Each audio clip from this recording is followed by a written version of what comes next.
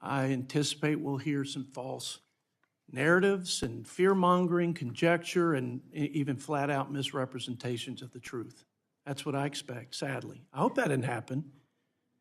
But what I think is important, Director and colleagues and ladies and gentlemen, is that we put out what I believe is factual context to this conversation. Russ, I don't know of a president in my lifetime, maybe in history, but in my lifetime, that has inherited such a complete and utter mess as President Trump did in January of last year. One self-inflicted disaster after another for 4 years of the Biden-Harris administration. Utter lawlessness, incompetence,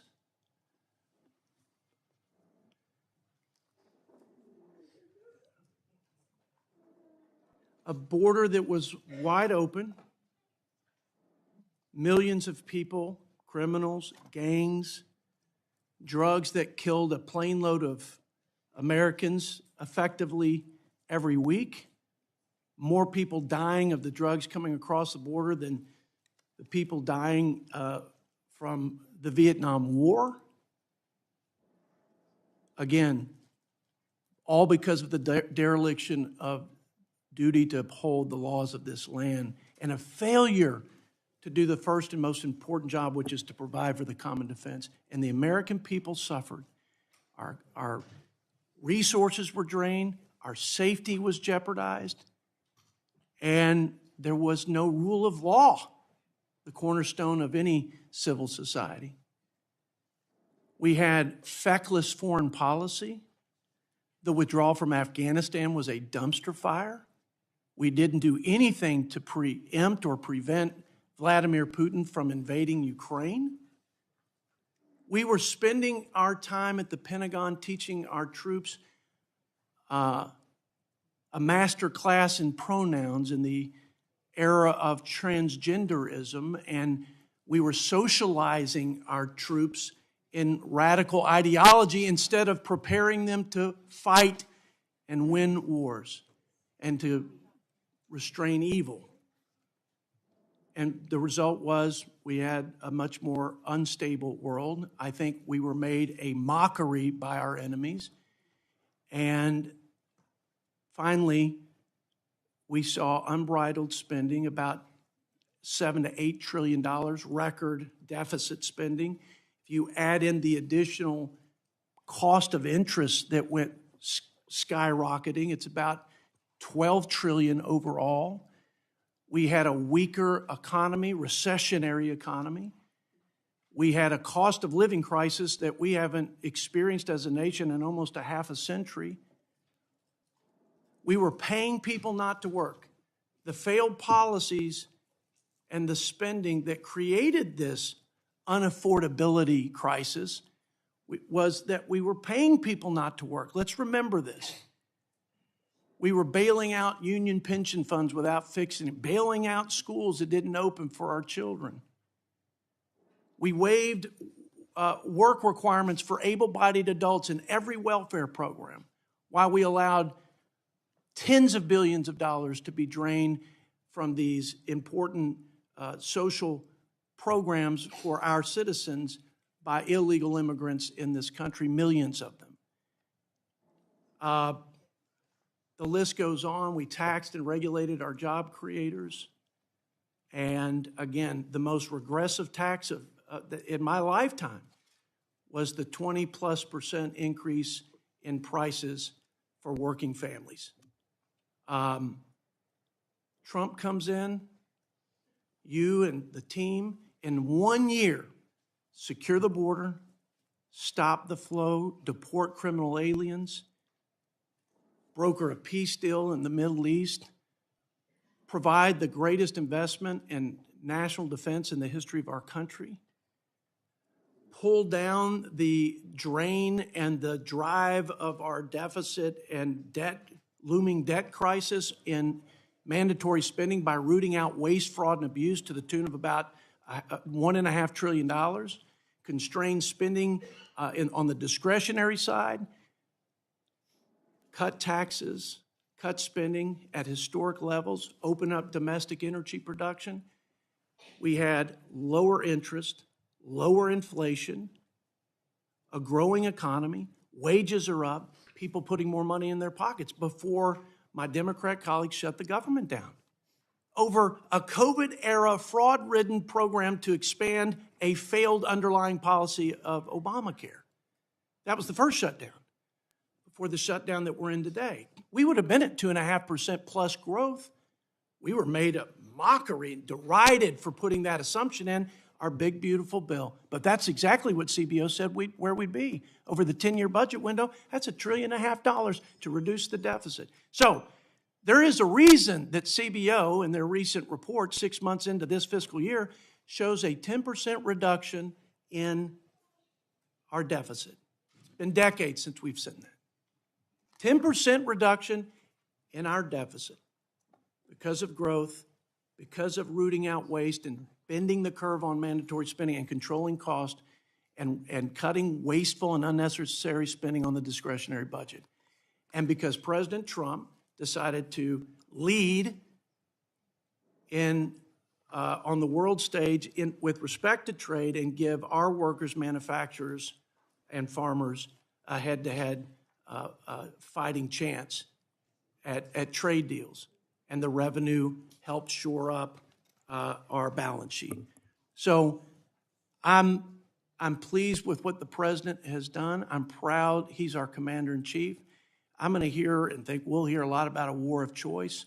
Let me tell you something. It's a choice to play patty cake and have a policy of appeasement with a jihadist, genocidal, radical terrorist regime to the point that they are knocking on the door of having a nuclear weapon. And that is what we've seen, not just from our Democrat colleagues or Democrat presidents, but for almost 50 years. So yes, we choose to defend our country's interest and protect our homeland and the American people from serious and imminent threats. And I've said before, I pray to God that whether it's a Democrat or Republican in the Oval Office, when they get those briefings, they're willing to put politics and personal interests aside and do what's right for the country. It's not easy. It won't be easy. But it never is easy to do the right thing in this town, Russ. So thanks for being here. That's the context. I think this budget of yours shows directionally that we're going to continue to do that and double down on it, right? Reduce wasteful spending, invest in our defense, and continue to promote the growth that we so desperately need. And all boats will rise on that prosperity. With that, I yield time to my colleague and ranking member, Mr. Brendan Boyle. Well, thank you, Mr. Chairman, and thank you, Mr. OMB Director. I didn't know how shy you were until the last 15 months when you weren't before our committee, but do appreciate you taking the time today. You know how bad this economy is when we hear Joe Biden being invoked, we hear trans people being invoked. I was waiting for Jimmy Carter to be blamed next, but apparently we didn't get quite there. Let me just do a reset and present to you a set of facts, a set of data. Right now, according to opinion polls, the approval of the economy of the American people is at its lowest level since 2008, the Great Recession. 29%. An average of the last three polls shows 30% approval. Disapproval over approval of this administration's handling of the economy, more than 2-to-1, disapproval over approval. The Michigan consumer data, consumer confidence level, the lowest level ever recorded, even lower during COVID, even lower during the Great Recession, or even lower than during the Great Recession. If you look at the job creation over the last 15 months, there's one thing missing, and that's job creation. We have been in a jobless economy over the last 15 months. Inflation, which actually, even though there's no question, we had an inflation crisis, not just in the United States, but all throughout the world after the COVID pandemic in 2022, after the pandemic had ended. Every single month in 2024, inflation dropped over the preceding month. What happened around April of last year? Liberation Day? Inflation was liberated. You saw inflation begin to increase, and every single month we've seen inflation increase. And gas prices. Yesterday, I was in Northeast Philly, where I'm from and where I live, a working class part of the city of Philadelphia. Was in front of a gas station. The gas at that particular location was $4.11, which is slightly lower than the average nationally and in the United States of about $4.15 a gallon. 6 weeks ago, that same gas station was under $3 a gallon. We've seen over the last month the largest increase in gas prices in my lifetime, in the lifetime of most people here. What's different about this economy, unlike the inflation crisis after the pandemic, unlike the Great Recession, unlike the recession of 2001, unlike the recession of 1992, the economic downturn that we're experiencing, no jobs, record inflation, gas prices through the roof, consumer confidence plummeting, all of this is directly related to the policies of the Trump administration that you carry out, Mr. Vought. None of those previous examples that I cited, none of them could be directly attributed to the policies of the president at that time. We can debate about certain things that did influence them, particularly going into the 2008 recession. But with this president, the change is so abrupt. The fact inflation was dropping month over month. The fact that we had an incredible jobs economy until it was lost a year and a half ago. You know, I'm from Pennsylvania, the biggest battleground state in the nation, also the nation's birthplace, which we're making a big to-do about this year in 2026 and celebrating our semi-quincentennial. But Pennsylvania is really known over the last decade in our politics as the nation's biggest battleground state. So as a result, basically every day in 2024 in the fall, we had either Donald Trump or the Democratic nominee, Kamala Harris, in our state. Donald Trump had, I have to say, a brilliant campaign slogan. He said, "Your prices are too high. I will lower them," and I quote him, "I will lower them on day one." Well, here we are about day 450. He hasn't lowered anything. The only thing he's lowered is his approval rating on the economy. He has lowered that. Donald Trump and this administration have failed miserably on this economy. They failed to bring prices down, and in fact, they made the situation worse. With that, we have a lot of questions on this side since it's been 15 months. You're the first OMB director ever to not appear before this committee last year. I appreciate you at least today taking the time. We have a lot of questions, and I certainly hope after today, if we send to you questions in writing, that you would respond finally, as you've ignored all of our previous requests. It's a matter of basic respect for the Congress of the United States and for this committee. And with that, I yield back. I thank the ranking member. In the interest of time, if any other member has an opening statement, I ask you to submit it for the record. We'll hold the record open to the end of the day to accommodate those members who may not have prepared written statements. Now, I'd like to recognize Director Vought. I want to again thank him for his time. Committee, Mr. Vought has received your written statements. It will be made part of the formal record. You now have 5 minutes for your remarks. Ranking Member Boyle, members of the committee, thank you for having me here to testify on the President's budget request for fiscal year 27. I look forward to a productive conversation on how to continue the fiscal progress we've made so far. When President Trump took office, the nation was facing financial catastrophe under the failed leadership of the Biden administration, and decades of status quo spending strangling our nation.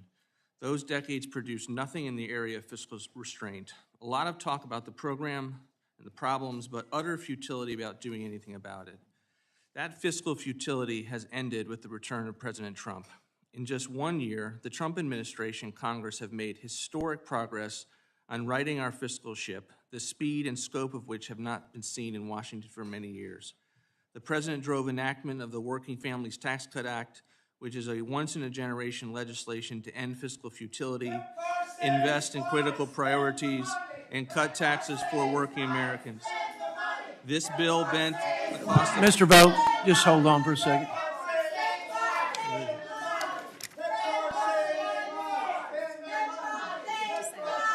The chair notes a disruption in the hearing and requests that the Capitol Police restore order immediately.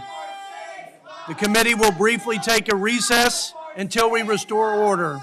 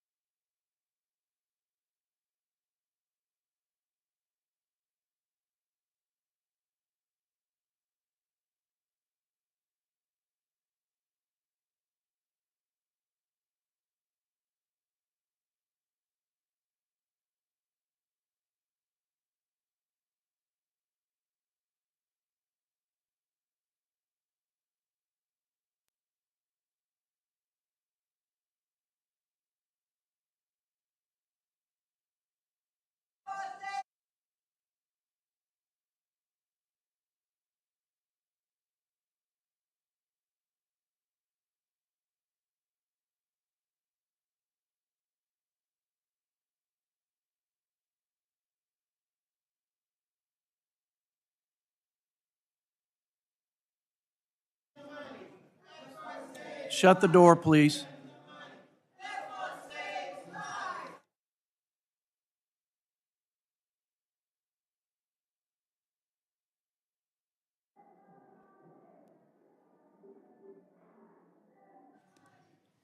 Mr. Vought, please resume.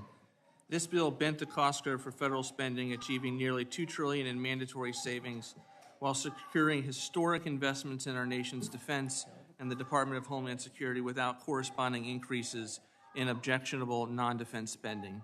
The President also shepherded legislation through Congress that rescinded $9 billion in wasteful and weaponized Mr. spending. Vought, back up, start again where you left off. We're going to wait until these folks move down. I can't hear anything, and we're not going to let them disrupt this hearing. As the ranking member said, we have some serious business to do. I certainly don't think that these guys condone this disruption. This is not the way this committee works, never has. Since I've been here, I don't think it's going to work that way either side. So let's move those guys. It's just, if you don't mind, Jody, in the 3 years and 3 months since Jody's been chair and I've been ranking member, I think this is the first we've had of this. It's a very serious issue, so I understand why they're passionate. But we have actually, unlike other congressional committees that really do devolve into the, partisan food fight, this committee has conducted its business with seriousness and purpose, and I hope for the next 3 hours we can be true to that, as we have been for the last 3 years and 3 months.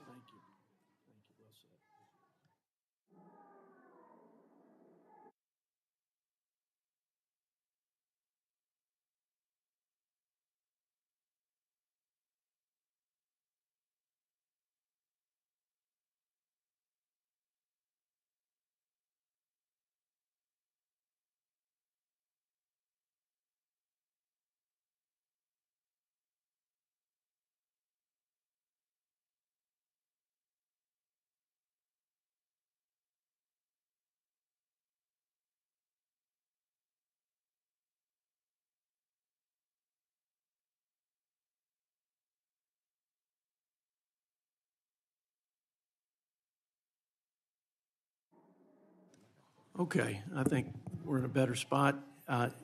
Speak loudly into the mic, and well, let's proceed. The President also shepherded legislation through Congress that rescinded $9 billion in wasteful and weaponized spending, which was the first standalone rescissions package enacted by Congress since 1992. He canceled $3 billion in excessive spending that was wrongly designated as an emergency by the Congress and executed a historic pocket rescission to eliminate $5 billion in wasteful foreign aid. Upon signing this year's appropriations bills, President Trump continued to bring discretionary spending under control. The full 2026 appropriations bills enacted the first real spending cut in over a decade to discretionary spending. It rooted out wasteful spending that the administration identified across federal agencies. The enacted bills reaffirm administration policies to eliminate ineffective federal agencies that do not serve a useful purpose. For example, the bills eliminated all programming for USAID as the administration works to fully shut down the agency after decades of mismanagement and abuse. This also included the complete elimination of the Corporation for Public Broadcasting, which funneled billions of taxpayer dollars into biased and woke program at NPR and PBS. We look forward to working with you to achieve even more progress in the next appropriation cycle. This budget builds on the President's vision by continuing to constrain non-defense spending and reform the federal government. The budget proposes a 10% cut to non-defense compared to 2026 levels.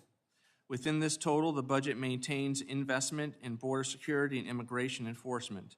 It delivers on the President's commitment to support law enforcement and combat violent crime with a 13% increase to the Department of Justice, and honors the nation's sacred obligation to our military veterans.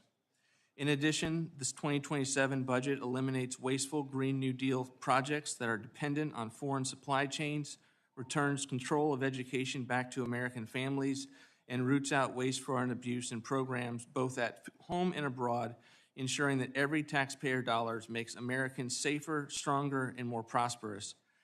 The budget simultaneously builds upon the historic $1 trillion fiscal year 26 defense top line by requesting $1.5 trillion for 2027, a 42% increase as promised by President Trump last year.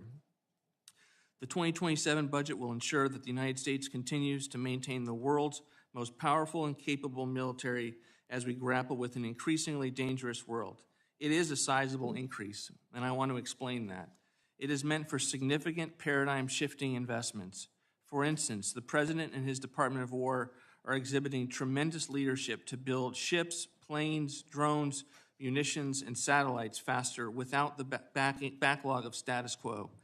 For the industrial base to double or triple and build more facilities, not just add shifts, it requires multi-year agreements to purchase into the future. That cost has to be booked in this first year. Under President Trump's bold leadership, every tool in the executive fiscal toolbox has been used to achieve real savings, and our administration will continue to do so. A historic paradigm shift in the budget process is occurring, and it is producing real results for the American people. Fiscal futility is over. Now that our fiscal ship has finally turned and is facing the right direction, I look forward to working with you to continue to move it forward. We have much work to do. Together, we will achieve significant savings while implementing the President's bold vision. I thank the gentleman, Director Vought, and we'll now move to Q&A, and I will yield myself 5 minutes. So, Director Vought, you heard my ranking member put forward some economic metrics to compare and contrast 4 years of Biden-Harris and the first year of the Trump administration. The average inflation rate, it got as high as 9%, but the average was 5%. The average inflation rate during President Trump's first year, and it went down 2.7%. The gas prices under Biden-Harris were $5. It also went down. We expect a bump up in that for a time being, but we expect it to go back down. But in terms of comparing and contrasting the measures of economic success and the things that would have driven the affordability crisis in this country, speak to that from your perspective. Again, what drove those things, where we were then, where we are now, 1 year into this administration. Thank you, Mr. Chairman. I'm honestly astounded that the Democrats would make an issue of inflation when they had 9% inflation under the Biden administration. We hadn't seen anything in nearly a generation. And when we left office, you and I, Mr. Chairman, were having trouble reminding the political class, the economic class, the policy community that inflation could be a problem again. And when the Biden administration began to pass the COVID packages and the Inflation Reduction Act, of course, which weren't anything but, and to spend at a level that we haven't seen in a very long time, it was me and Larry Summers, a Democrat, that were saying we are going to see inflation skyrocket, and in fact we did. It was not because of supply chains or economic shocks, it was because of spending was dramatically increased at a time where there was no need for it at that time. The important rescue measures had already occurred and ensured that we didn't have any kind of deflationary spiral in the midst of COVID. It was because of spending. And so this administration has come into the economic disaster, which was the Biden administration, and gotten costs lower. It has ensured that we have fiscal progress so that the era of big spending is over. We have, like I've said, we have the end of fiscal futility. I look around at many of the pictures of the chairman who have labored to work at getting the cost curve down, most of them unsuccessful. This particular budget committee has not. They have been successful in conjunction with the President of the United States. I hope that continues. We're in the midst of passing, we passed the extension of the President's tax cuts. Many of those were aimed at working class individuals. They're now going through their first season of seeing what changes that will make on their bottom line, and I think that's going to lead to an explosion in affordability for the American people. This side of the aisle would have said, we're not going to extend those tax cuts, and that would have led to an economic depression. The notion that you're going to raise people's taxes by 30 and 40% and not impact the economy is simply not true, and it's a dishonest debate to be able to say that one side didn't want to extend tax cuts and cause the inflation is somehow going to be a better steward of economic gain and growth in this country than the one that is existing in the White House right now under President Trump's effective leadership. So we stopped the reckless spending. We bend the curve on the fraud that is sapping these entitlement programs and safety nets for those who need them the most. What you will hear and what I've heard now for as long as I've been in this position, at least over the years, or the last year since the president has been in the Oval Office, and certainly during the big, beautiful bill debates, was that we were cutting much-needed programs for vulnerable American citizens. But the CBO, the nonpartisan CBO, put out a missive that outlined the people, the millions of people who were ineligible or illegal or who were healthy, able-bodied adults refusing to work, again, that were draining the social safety nets and the tax dollar and hard-earned treasure of the American people. Any comment on just the waste and fraud focus, and then I'll move on to the ranking member's question. I mean, it was historic welfare reform that the Congress passed and the President signed into law. Just to give people a reminder historically, you had President Clinton sign into law welfare reform with a Republican Congress. Those historic reforms, which led people to get off of welfare, experience the dignity of work, led to lower caseloads with one program, TANF, cash assistance, was then added to Medicaid and to food stamps. Historic reforms. And we're going to see the benefit of that with people getting back to work. Remember, this is the able-bodied population within Medicaid. This is not those that can't work. This is the able-bodied population in Medicaid that can work. And it will lead to people that were ineligible for Medicaid previously and subject to fraud no longer being on the books. There were substantial reforms made to ensure that states tighten their roles and we get back in the business of having a social safety net that we can afford and is thriving for the American people. Thank you, Director Vought. Okay, I'm going to give my ranking member some extra time because I know I went over, and then I'm going to be, unusually disciplined on the clock. But you get some extra time, just in fairness. Okay, so your Q&A for 5 minutes plus. All right, thank you, Mr. Chairman. I want to, there are a lot of areas I would like to get to, but between me and my colleagues, at least on this side of the dais, I think we'll get to them all. Let me start by reminding people back 9 months ago what President Trump called at the time, though he wants to rebrand it and never talks about it now, his one big beautiful bill, though it has been known by many other names. That piece of legislation, despite your rhetoric about this budget committee succeeding on deficit and debt, according to the Congressional Budget Office, as well as other nonpartisan groups, both left of center and right of center, have said that single piece of legislation adds more to our deficit and debt than any other piece of legislation passed by Congress in American history. In addition to the over $4 trillion it adds to our national debt, it eliminates health care coverage for more than 15 million Americans, according to the CBO. The Kaiser Family Foundation says it's actually more than 17 million Americans who will lose their health care. Are they really all, according to you, really? You're going to sit here with a straight face and say they're all illegals, they were all defrauding the system? That's actually your position? Yes. With regard to the people that have lost that. I mean, that's laughable. I'm sorry, I'll give you a chance to respond. You had a number of issues with regard to your comments there. Wait. Let me number one. Sorry, wait. Well, reclaiming my time. I just want to be clear. I'm citing. We acknowledge the CBO figure. That's where I'm getting the 15 million from, and the Kaiser Family Foundation says 17 million.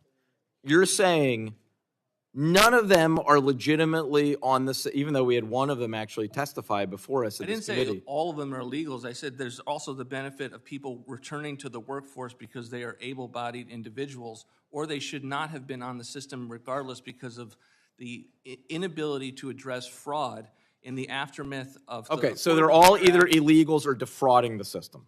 Well, that's certainly not a provocative statement that we have fraud all over the country, is it? Mr. Ranking Member? Why I imagine there are fraud in all sorts of private and public sector areas, but the idea that 15 million Americans are about to lose their health care, the single biggest loss of health care in American history, mind you, not even during the Great Depression did 15 million Americans lose their health care coverage.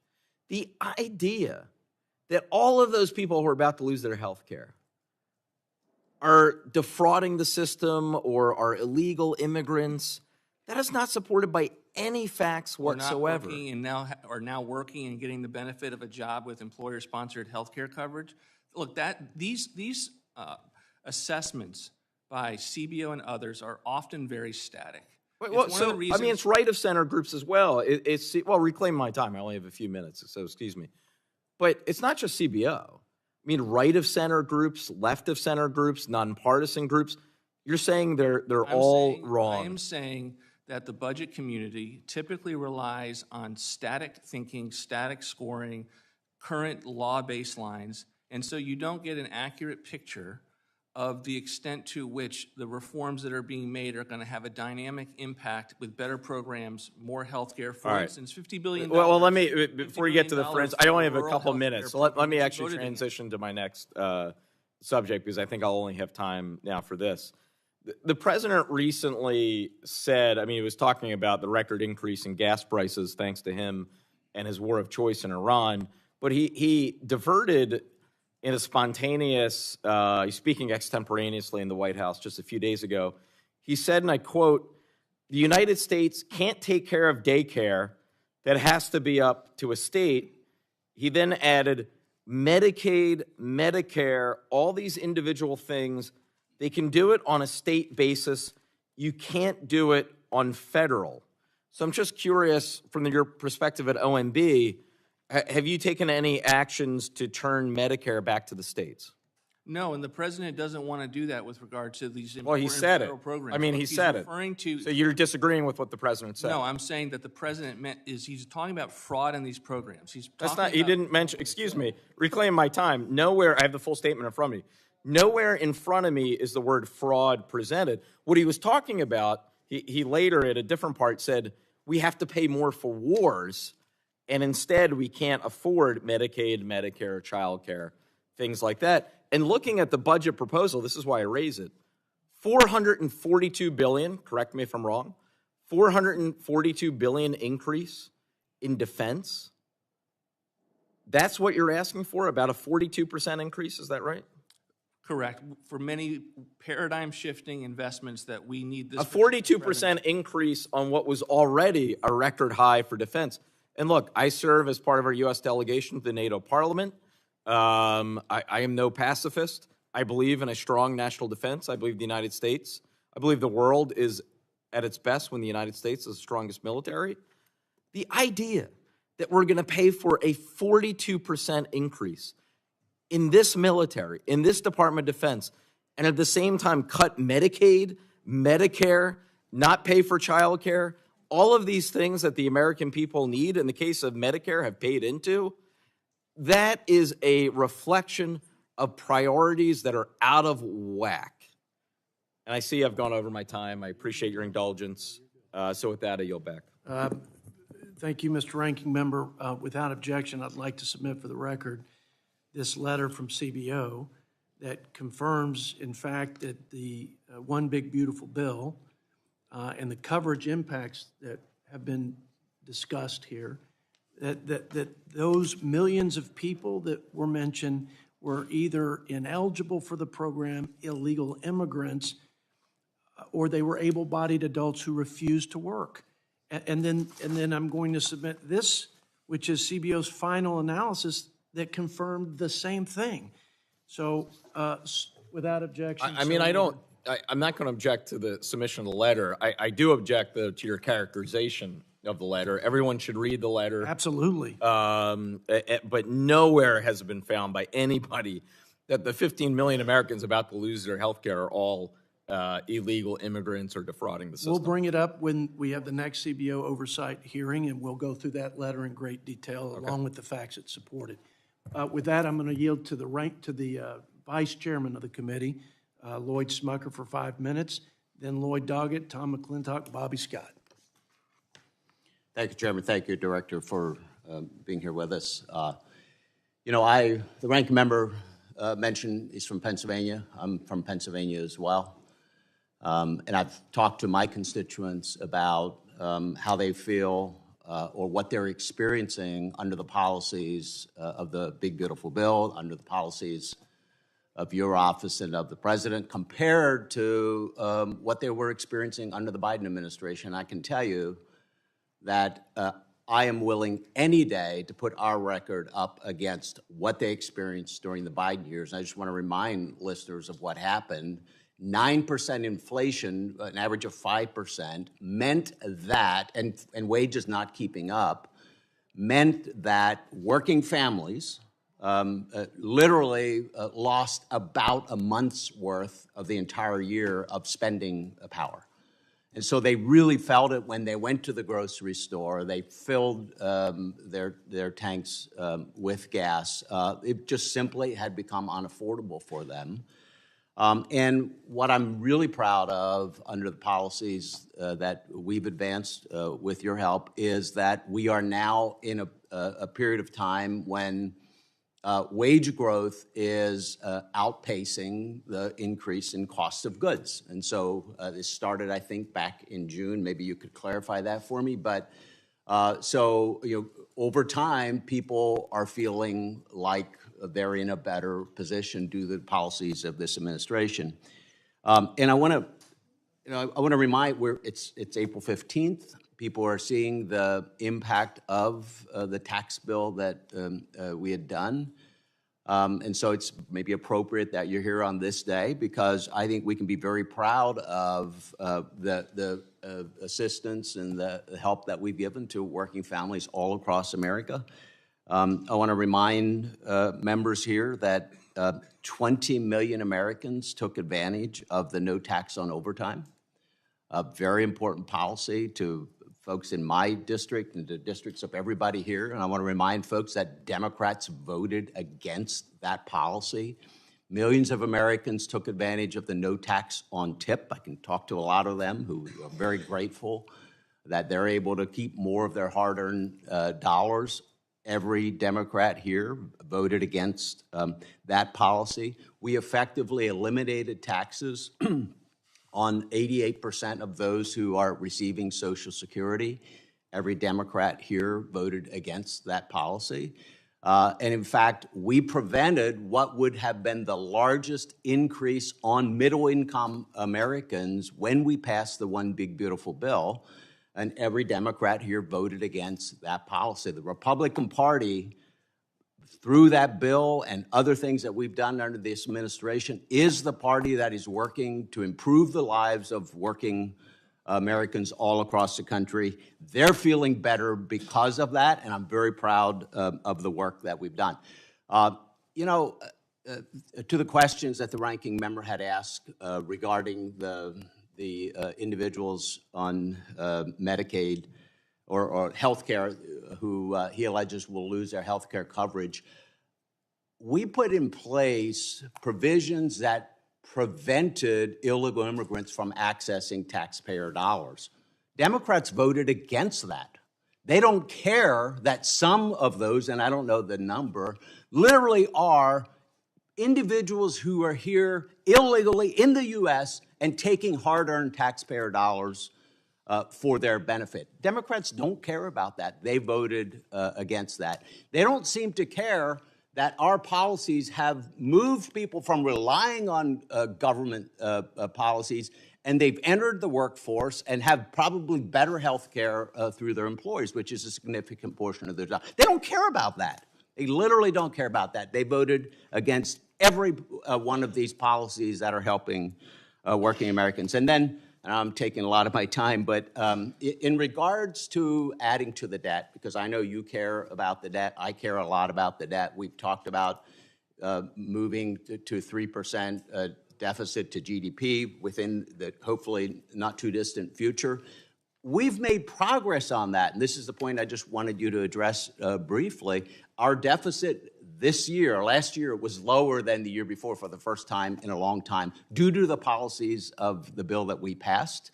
And we're having increased federal revenue. I wonder if you would just very briefly talk about that. How could we pass a bill that literally keeps taxes low for Americans, but yet we're seeing increased federal revenue? Gentleman's time's expired. Brief response, and then we're going to go to Mr. Doggett. This is a phenomena that our side tends to make often, that when you continue to have good tax policy, revenues are going to go up. And revenues we expect to be higher than their historical average with the extension of the tax cuts that was done with the One Big Beautiful Bill.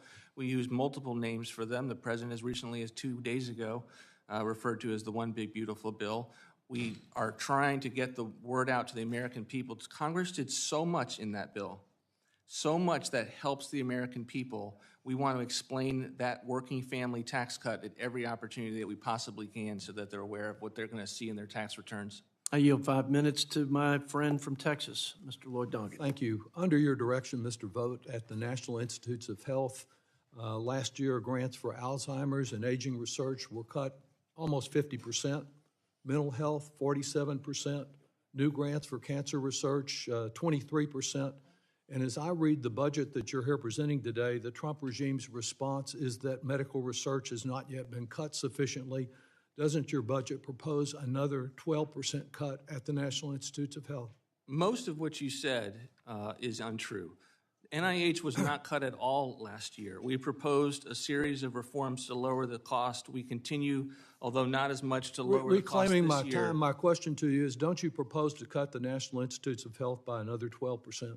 We propose to have a cut to the National Institute of Health. Thank you, sir. That goes after specific programs. Yes, sir. Thank you. Reclaiming my time. Like the Minority Health Disparity Institute. Reclaiming my time, Mr. Chairman. If the gentleman will please yield, he can filibuster when he's in the Senate.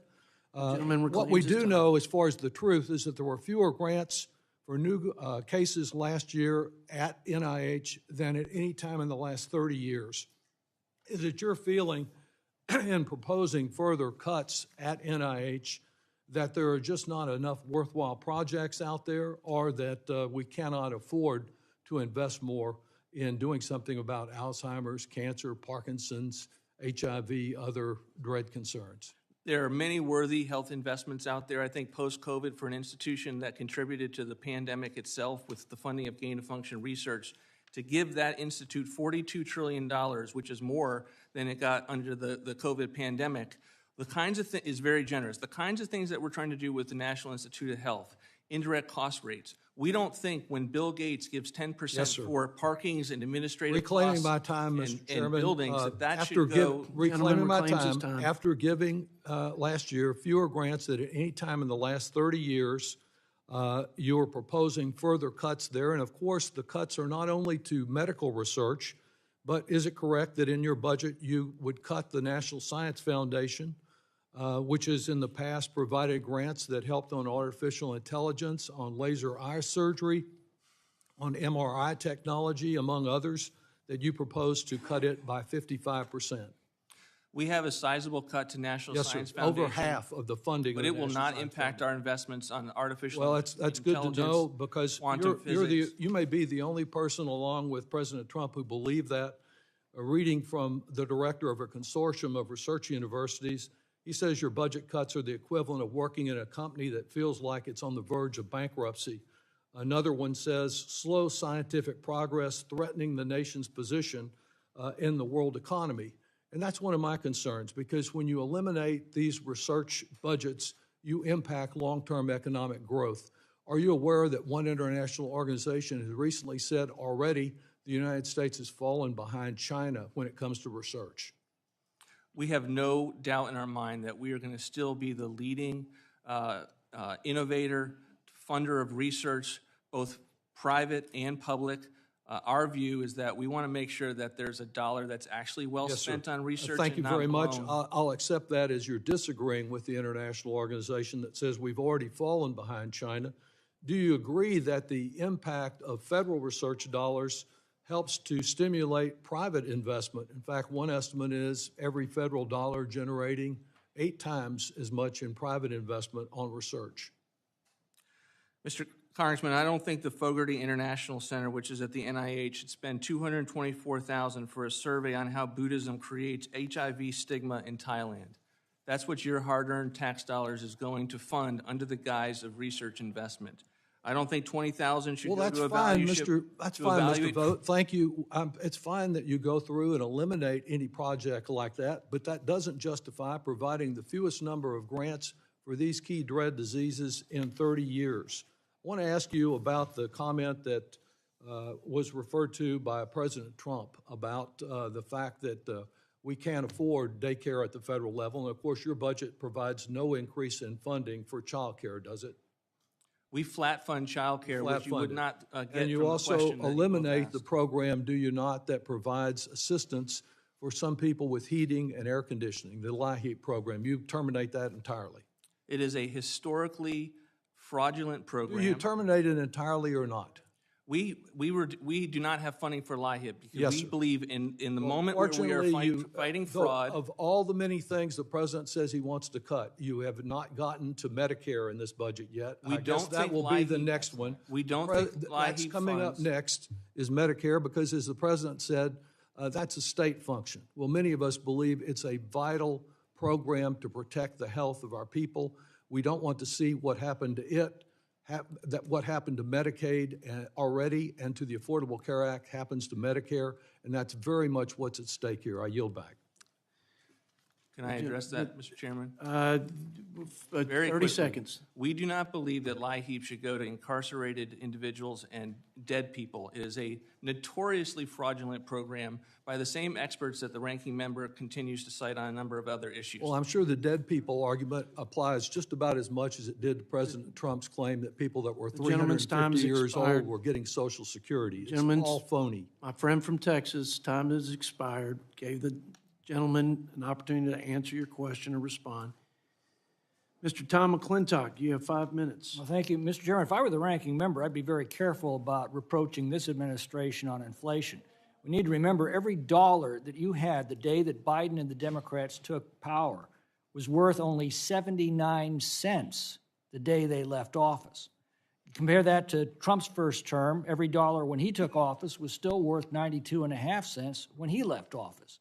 And since he's returned to office, a dollar on Inauguration Day is still worth 97 cents today. That's still too much inflation, but it's a fraction of what we suffered because of the spending spree that the Democrats unleashed and that produced the worst inflation that Americans have suffered in 40 years.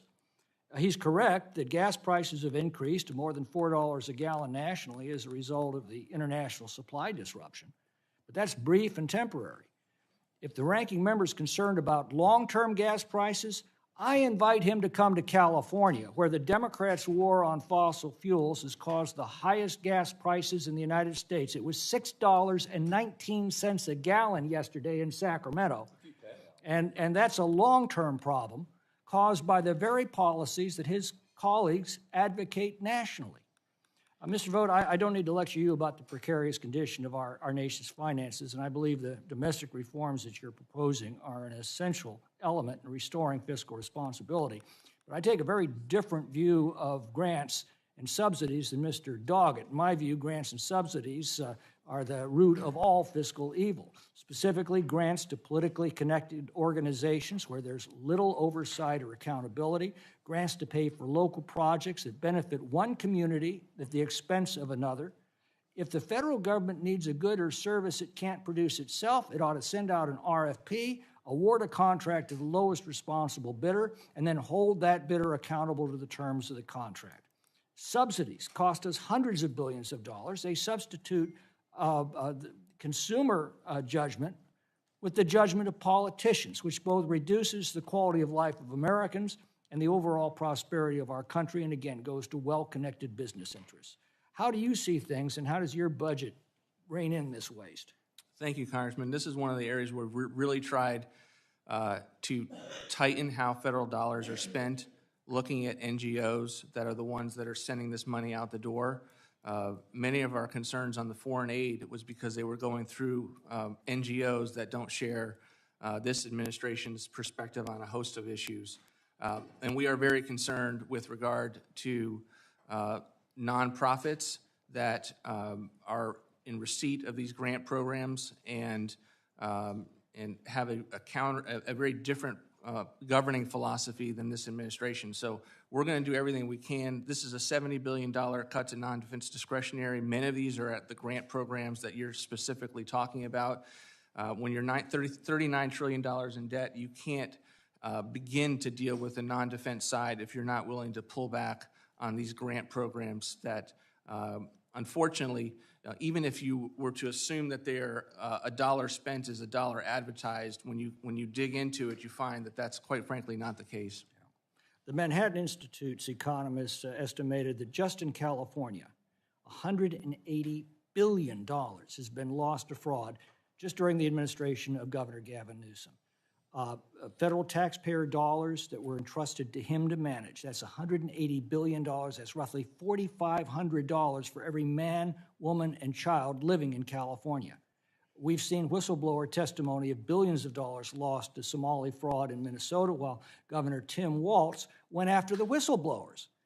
We've heard an audio tape of Minnesota Attorney General meeting with Somali fraudsters as they assured themselves that they had each other's backs, their words. How much do you estimate is lost to fraud in these programs, and what are you proposing to do about it? Our administration cares deeply about the fraud problem that we have in this country, particularly in many blue states across the country, as we've seen in Minnesota, that you identified in California. We've established a fraud task force with the vice president in the lead, and part of that is to remove government barriers that may be working to be able to ensure that people are prosecuted for fraud or that they don't have the resources to investigate it in these programs. We want to make sure the Department of Justice is going after fraudulent claims. We want to make sure that the agencies have that resource, and we want to get after this. We believe that fraud destroys the American people's view of government. Quite frankly, if you're on the other side of the aisle, I think it destroys people's view of what the social safety net should be. And so it's vital on a bipartisan basis that we yes, get but after the fraud in our country, and this administration is going to do it like never before. But as we learned from the Ellison audio tape, it does enrich their supporters. Yield back. Mr. Bobby Scott from Virginia for 5 minutes. Thank you, Mr. Chairman. Mr. Chairman, you outlined the Biden administration. I want to reiterate some of the things that the ranking member said, including out of 48 months in the Biden administration, 47 of those had job growth. The only month that there was a job loss was the month that Trump had come in and actually was president for a significant part of that month. On average monthly gain in jobs, about 300,000 over the Biden administration. And that compares to 5 months of job loss already run up by this administration, 5 months of job loss, and an aggregate total that doesn't even amount to 1 month's average month of job growth in the Biden administration.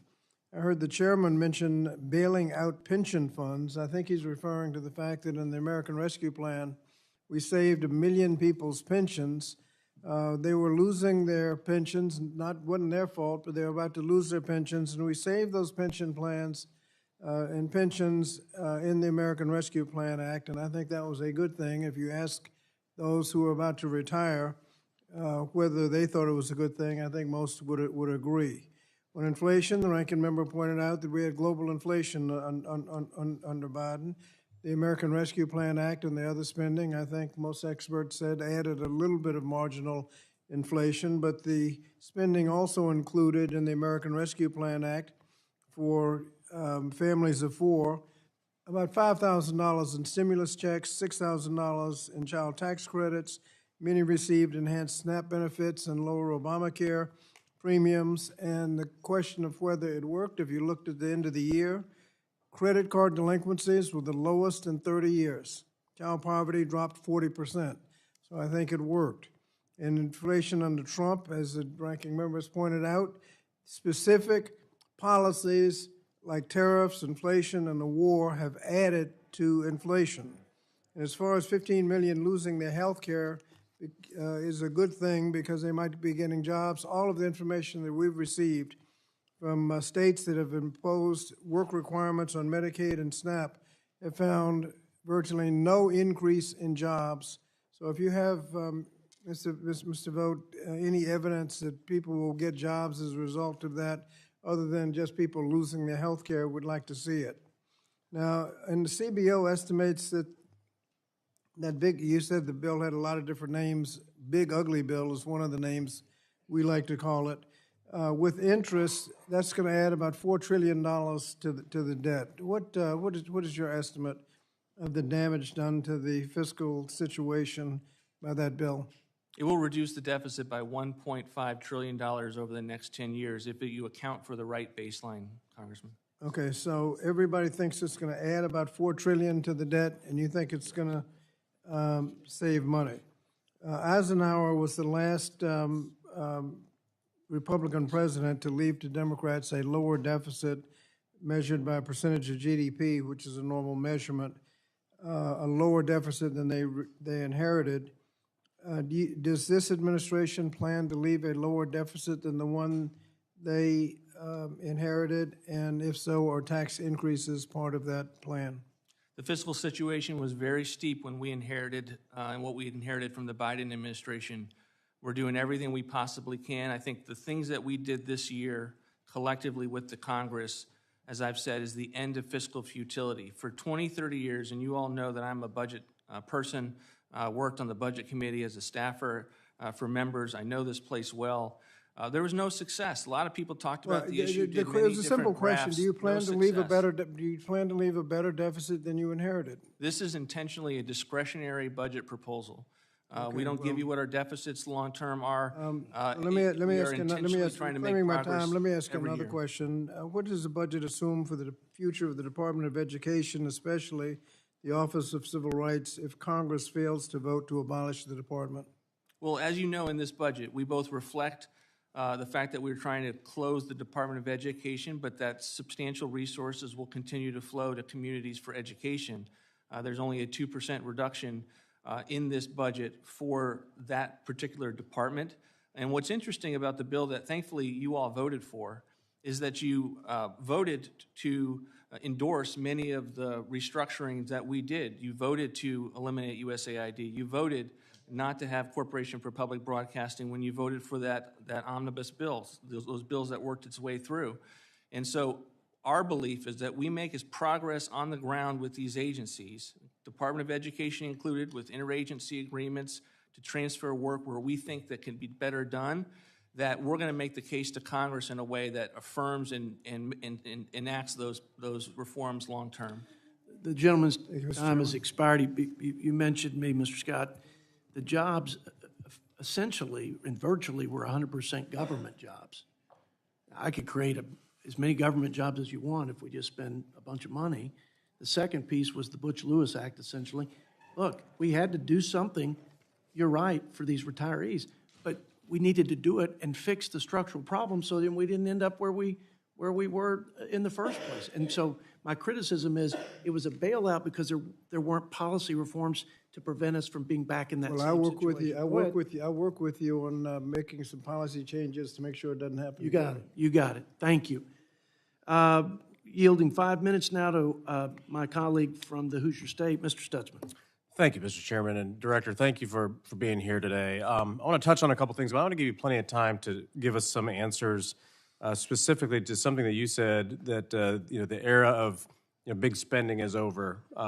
Hopefully that's for good, but I appreciate what this administration has done, and then also tariff policies. But since it is tax day today, I do want to point out that the big, beautiful bill has made a huge impact for Hoosiers. This year, the average Hoosier is seeing a tax cut of $3,037. I mean, that is real money in their pockets. Eliminating the death tax, it's huge for farmers. It protects over 2 million families from a tax penalty for passing their farm to the next generation. The no tax on auto loan interest is huge for Indiana and the auto belt. That's just a couple of things. Of course, no tax on tips, which we talk a lot about. No tax on overtime. It is an incentive for over 80 million hourly workers to keep more of their hard-earned money in their own pocket. And so thank you for your leadership and what you're doing on that.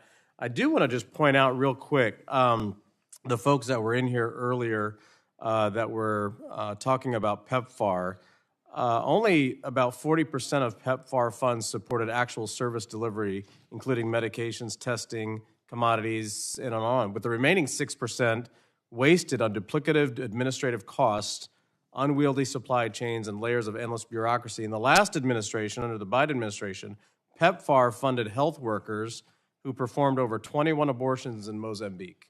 They are promoting reproductive health education and access to birth control and other harmful programs couched under family planning in Ghana. So thank you for what you've been doing in eliminating wasteful spending.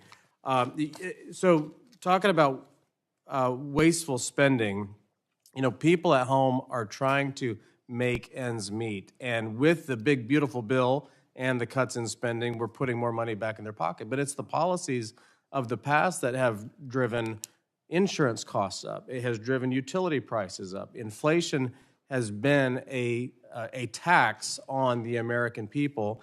And what the big, beautiful bill and what you're doing with the administration is bringing those costs down. Can you talk a little bit about tariff policy broadly and how we should look at that? And then also you talked of the end of big spending and where we're saving dollars for the American taxpayer. Sure, thank you, Congressman. I mean, tariff policy is a part of how we believe we need to address the fiscal situation of the country, along with spending reductions, along with savings and reforms. And I don't want to suggest that the work is over with regard to spending. We have a lot to do. I'm a balanced budget guy. This administration is typically always putting forward budgets that are getting to balance over some period of time. That is important work. And my point is, though, to draw attention to the fact that you can talk about the problem for a long time, but if you don't actually make progress in that direction, you haven't done anything. And I think that is what we've tried to really emphasize. Tariffs are a part of that fiscal picture. So, we believe there will be trillions that come in from tariffs. We've seen that in the first year. We don't believe the Supreme Court's decision will impact that much at all. We had a backup plan to allow us to keep in those trillions of dollars from tariffs that are contributing to our fiscal picture, somewhere in the neighborhood of about 4.7 trillion of new America First tariffs that this fiscal picture is now able to assume. And as a result, along with the spending reductions in the One Big Beautiful Bill, the trajectory from the non-defense side of what you all were able to vote on to end, or hopefully soon end, this fiscal year, we came into office with $32 trillion staring us in deficits. We've got that down in 1 year to $18 trillion. I think I'll probably hear a theme, which is we have a lot of work to go, but we've gotten a lot of work done, and we will continue to do that work as evidenced by this budget with savings and reforms wherever we can find them. Yeah, thank you. Well, in the long run, I would love to see us move away from income taxes, especially since today's April 15th. I know there's a lot of discussion around tariffs on our side on how they affect the American people, but I think that it balances and it levels a playing field, especially with China and competition. I come from a manufacturing district, and how they can, pay low labor costs. Their utilities are subsidized. They can produce much cheaper because that's the way they play compared to us. And I think tariffs is a way to level the playing field with a country, especially like China. So thank you again for your leadership on these issues. Gentleman's time has expired. I now give 5 minutes to my colleague, Mr. Scott Peters from California. Thank you. Director, thank you for being here today. The Impoundment Control Act of 1974 says that the executive cannot unilaterally withhold congressionally appropriated funds without a rescission or deferral request submitted to Congress. Director, has OMB withheld or delayed the obligation of funds appropriated by this Congress without submitting rescission or deferral notices? We have fully complied with the Impoundment Control Act. As you probably know, we are not fans of the Impoundment Control Act. We think it's unconstitutional. The president ran against it. Okay, but you can However, answer we the have question. complied with it. Did you withhold congressionally appropriated funds without a rescission or deferral request submitted to Congress? That's yes, right? Not in violation of the Impoundment Control Act. We have. Did you ever submit rescission or programmatic did reviews you ever submit of various programs Did you ever across the submit government. rescission or deferral requests to Congress? Have you We submitted submitted a rescissions package last year, and actually two. We continue to do programmatic reviews to Congress? of programs. That is not a withholding under the Impoundment Control Did you Act. submit it to Congress? We don't need to submit. If you did not. Congressman, if we're just assessing a program for waste, fraud, and abuse. I understand you don't think you have to, but I'm just trying to establish you did not, right? You did not. Well, correct? we submitted rescissions bills to Congress last year. Okay. 2 of them. But not deferral notices that you were withholding. They're not deferrals under the Impoundment Control Act. Okay. The Government Accountability Office has already found that the administration illegally withheld nearly $8 billion in NIH grants, $7 billion for funding to support K-12 public schools nationwide, and hundreds of millions of dollars for Head Start programs across the country. Do you dispute GAO's findings? Yes. GAO is typically wrong. They're very partisan. They are typically on the exact opposite of wherever the Trump administration is. Unfortunately, I know you all look to them. They are a branch of the legislative body. We have a very different view with regard to the merit of their opinions, and so it's not surprising to me that they have a different view on that. Do you have a legal opinion on that? We defend to the hilt all of our legal decisions. Most of the time, with regard to GAO, we don't have to do a formal legal opinion on that? Actually, most of the time, we will put out from OMB a defense in response of any of the GAO. Not always, but we try to be very forward-leaning and articulate because we feel like we have the moral and legal high ground every time we make a decision. I'm sure you feel like you have the moral and legal high ground. I get that impression. I would just ask Mr. Chairman, for the record, that we add, without objection, if we add the decision from GAO of August 5 and July 23 on Head Start and NIH impoundment. Without objection, so ordered.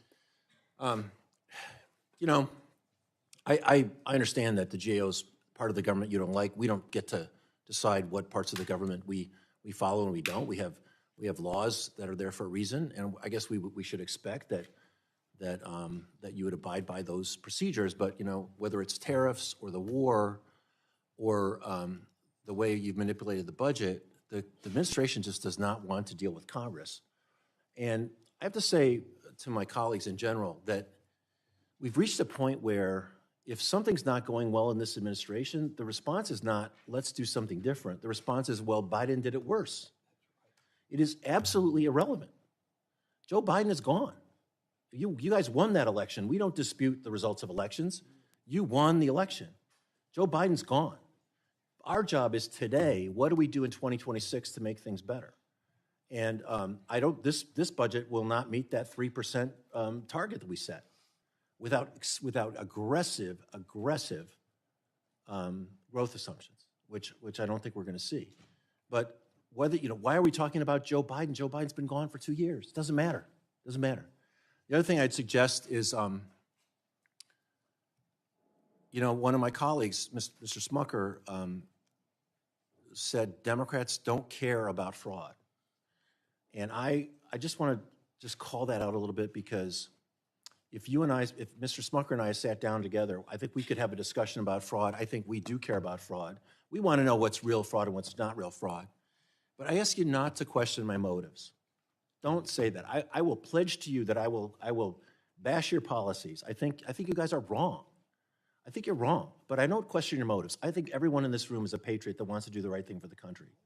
And when we make each other our enemies, the Democrats versus the Republicans, this is the weakest that we can create, the weakest situation we can create for this country. When we are really not thinking of ourselves as colleagues, but as enemies who don't care about stuff, I think that's really something we should stay away from. And, you know, I think I'm sort of least worried about Mr. Smucker because he's a friend. I know him, but I hear this all the time. Let's not question each other's motives. I think you guys are really wrong on the policy. I don't think that what you're doing is good for kids, but it doesn't mean I don't think you care about kids. I just think you're wrong on the policy. And so maybe if we can get away from questioning each other's motives, we can start to get back to a level of collegiality that maybe we can focus on policies. But it is 2026, folks. It is not 2023. It is not 2024. Joe Biden doesn't matter, okay? It's what matters today is what's going on today. What is this budget committee's job? We are not getting to the 3% target we all agreed to a few weeks ago from the gate. And I'd say that we have a lot of work to do, but Well, the gentleman is making, you know, some fair and fine remarks, and I have the utmost respect. Sorry, I went over. Well, we're over time. I do think that Mr. Smucker's comments were intended to be on record, contrasting on record, not on motive. However that came out, I believe it was about the record, not the motive. But I appreciate your comments. Let's move. Saying we don't care about something is a personal attack. Let's go to Chuck Edwards now for 5 minutes, our colleague from North Carolina. All right, thank you, Mr. Chair. Director Vought, thanks for being here. Before I get to my questions, I've got to make a number of the committee members here aware, and I want to express my appreciation to you. A number of us had a meeting a few weeks ago, and I expressed my concerns about the velocity of which funding was coming out of FEMA going to Western North Carolina. In that meeting, you invited me to the White House that very afternoon, and I'm really proud and appreciative, and I want the committee members that were there to know that within a number of hours, $173 million was distributed to Western North Carolina. So thank you very much for that. I've got more questions than I'm going to have time, so I'm just going to jump right in. The president's budget currently reduces CBGD funding by $3.3 billion.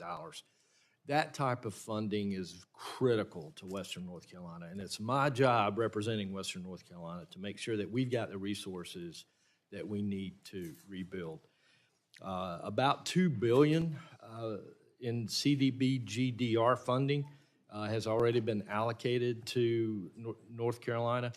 We had a storm of epic proportion, September 27, 2024, that we estimate cost about $60 billion.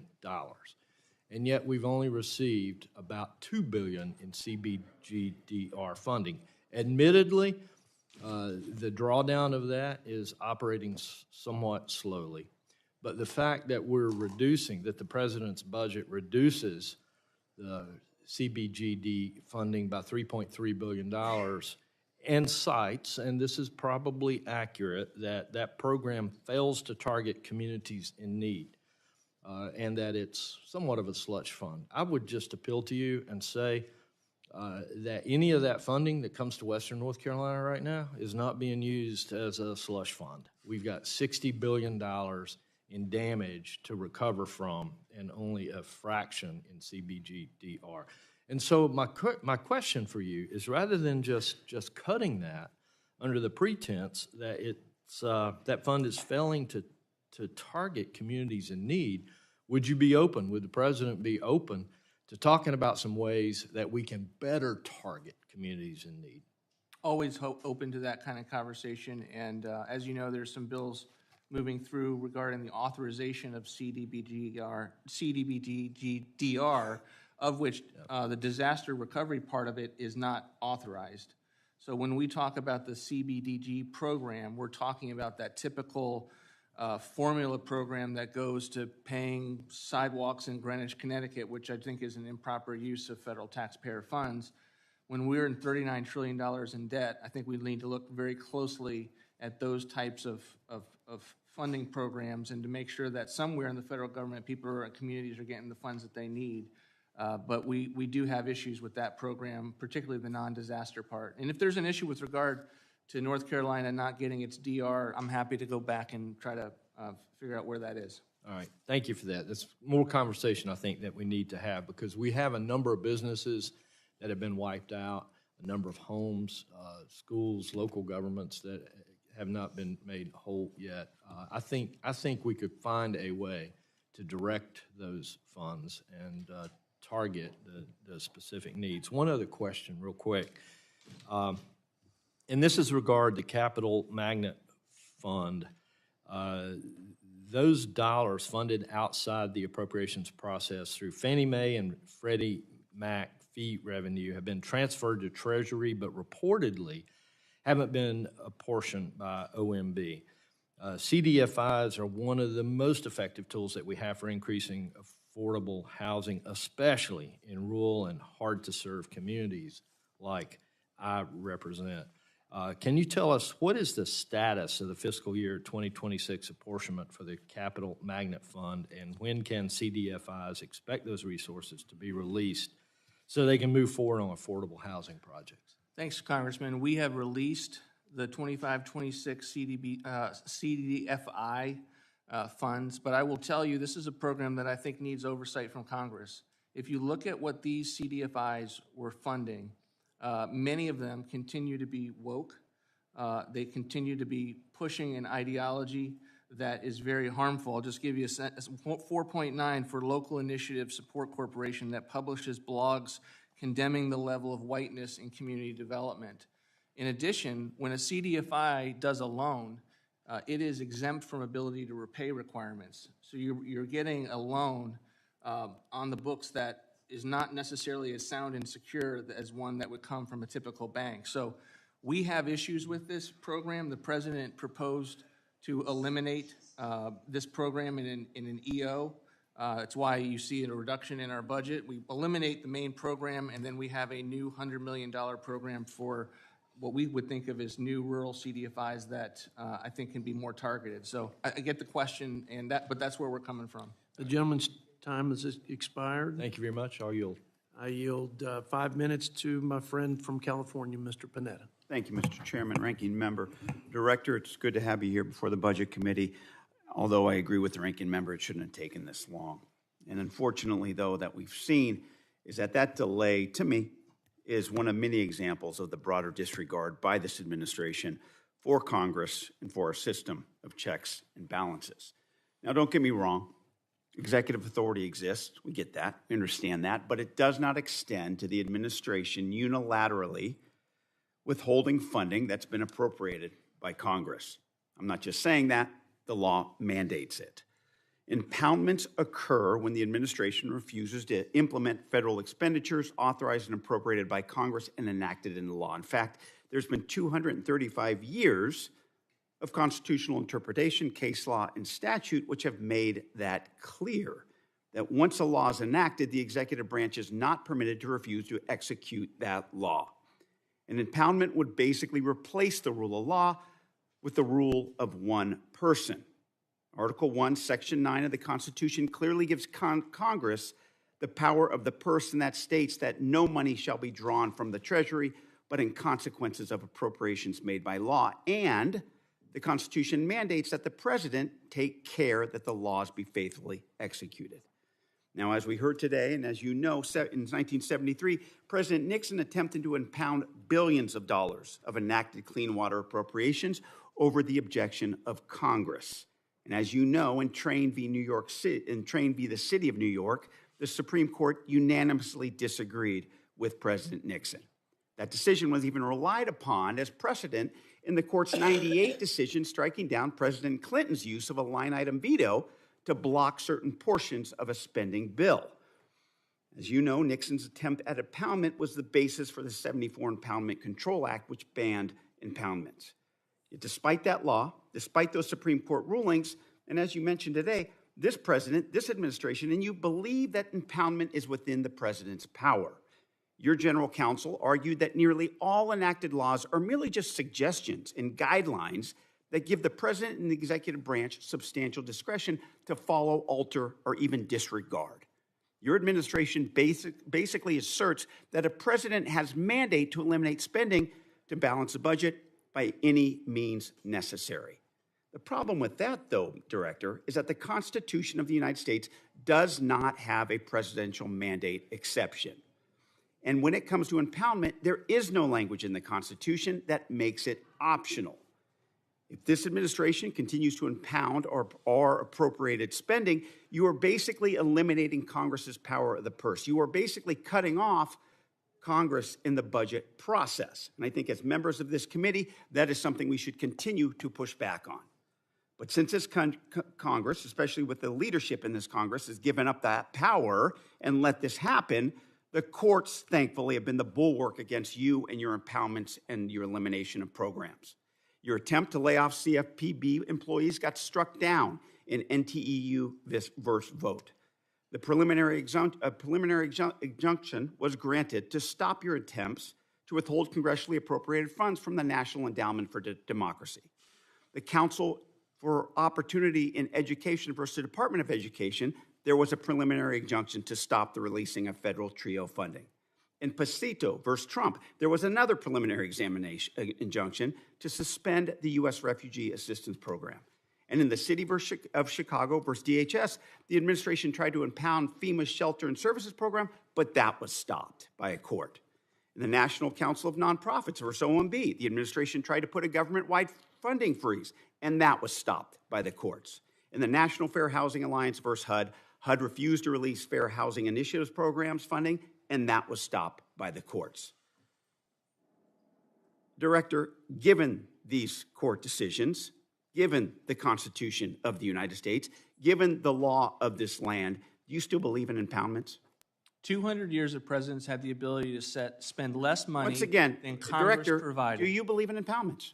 Of course I believe in impoundment. Okay, thank you. Thank you. The Supreme Court has never spoken on this issue, by the way. All of what you said is largely not true and heavily nuanced. In regards to Train versus City of New York, no, that's not true. It was not on impoundment. It was a textual issue. And isn't it true that Article 1, Section 9 of the Constitution clearly gives Congress the power of the purse? To set the limit. Isn't that correct? To set the limit on what an appropriation should be.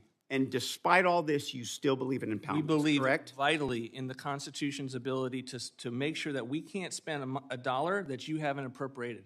That is the constitutional provision. Director, reclaiming my time, once again, that is why I believe this Congress needs to push back. We're not seeing it with this leadership, but come November of this year, the American people are going to make sure that you understand what impoundments are about. Thank you, and I yield back. The gentleman's time's expired. I yield 5 minutes to my friend from Texas, Mr. Roy. I thank the chairman. I thank you, Director Vought, for your appearance here today. I thank you for what you've been doing for the country. And on impoundment, let me just ask you questions so the average American can understand what we're talking about. You're talking about the power of the president to reduce spending where appropriate in certain areas, but not to actually spend additional money, correct? Absolutely correct. So we're talking about a ceiling, and Congress says we're going to spend X, and the president says, you know what, maybe, just maybe, somebody ought to be responsibly looking at how we spend money and say that we're not going to spend every single dollar that has been put in that account. Is that roughly what we're Correct. saying? If Congress has given us the charge and says we're going to X billion dollars on nursing facilities across the country, and you give us a number and we can do it less than you have given us, why on earth wouldn't we not spend less? And the American people benefited this for 200 years. And as a result, in 1974, now we have a system where agencies and bureaucracies push the money out the door at the end of the fiscal year. So we have big screen TVs and copy machines in every agency across the federal government trying to make sure that Congress knows that they have spent every last dollar up to that ceiling. And in fact, has Congress given you any indication or belief that they are willing to constrain spending as a body? Well, until this last year, where we had the end of fiscal futility, we sent up hundreds of billions of dollars in cuts and reforms in the first Trump administration, all of which were ignored. But now we've changed course to some degree. And I want to talk to you about trajectory, because trajectory matters. And I think that's what you're getting at in your testimony. I don't want to put words in your mouth, but that shifting the direction in order to try to get some sort of fiscal sanity in this country. Is it true or false that the vast majority of the deficit increases out into the, say, even just over the 10-year budget window, are coming from Medicare and Social Security? There are structural entitlements and mandatory programs that are a big mathematical driver of the deficits that we're seeing. But for Social Security and Medicare, we're talking $2.2 trillion to $4.4 trillion. We're talking about a significant growth in deficits as a result of those programs. Is that a fair statement? Fair assessment.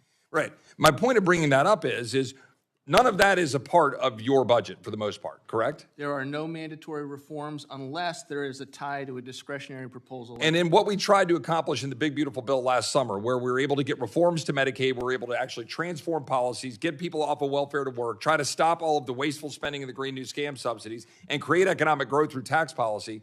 And none of that were we addressing Social Security or Medicare. Is that correct? Nothing in this budget addresses, or over the next year, Social Security or Medicare. Is it not important that what the president has been doing and what this Congress under Republican leadership has been doing to hold discretionary spending roughly flat? Is that roughly true over the last 3 years, that we've managed to hold over the last 3 fiscal years, discretionary spending roughly flat? Yes, but we've actually gone beneath current law spending. In both 25 and 26, we've reduced between $17 billion and then $18 billion in spending. In significant part because of our work to hold it flat, both in the working Congress and the executive branch, but also with respect to rescissions. Is that correct? Yes, sir. Because of the work and the efforts of the administration to try to constrain that spending.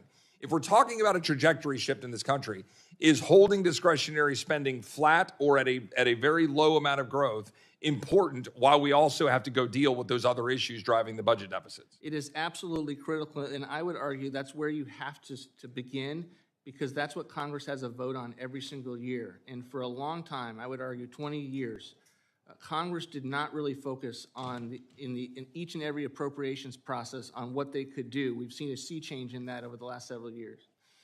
Is it not an important message for the country that Congress, in dealing with its annual budget that it can actually control, that we show the fiscal discipline of holding that spending flat? And then to that question, we've got a budget before us that has a significant increase in defense spending for the purposes that I think the director has laid out. I don't need to repeat them, that we need to defend our country as a core constitutional duty.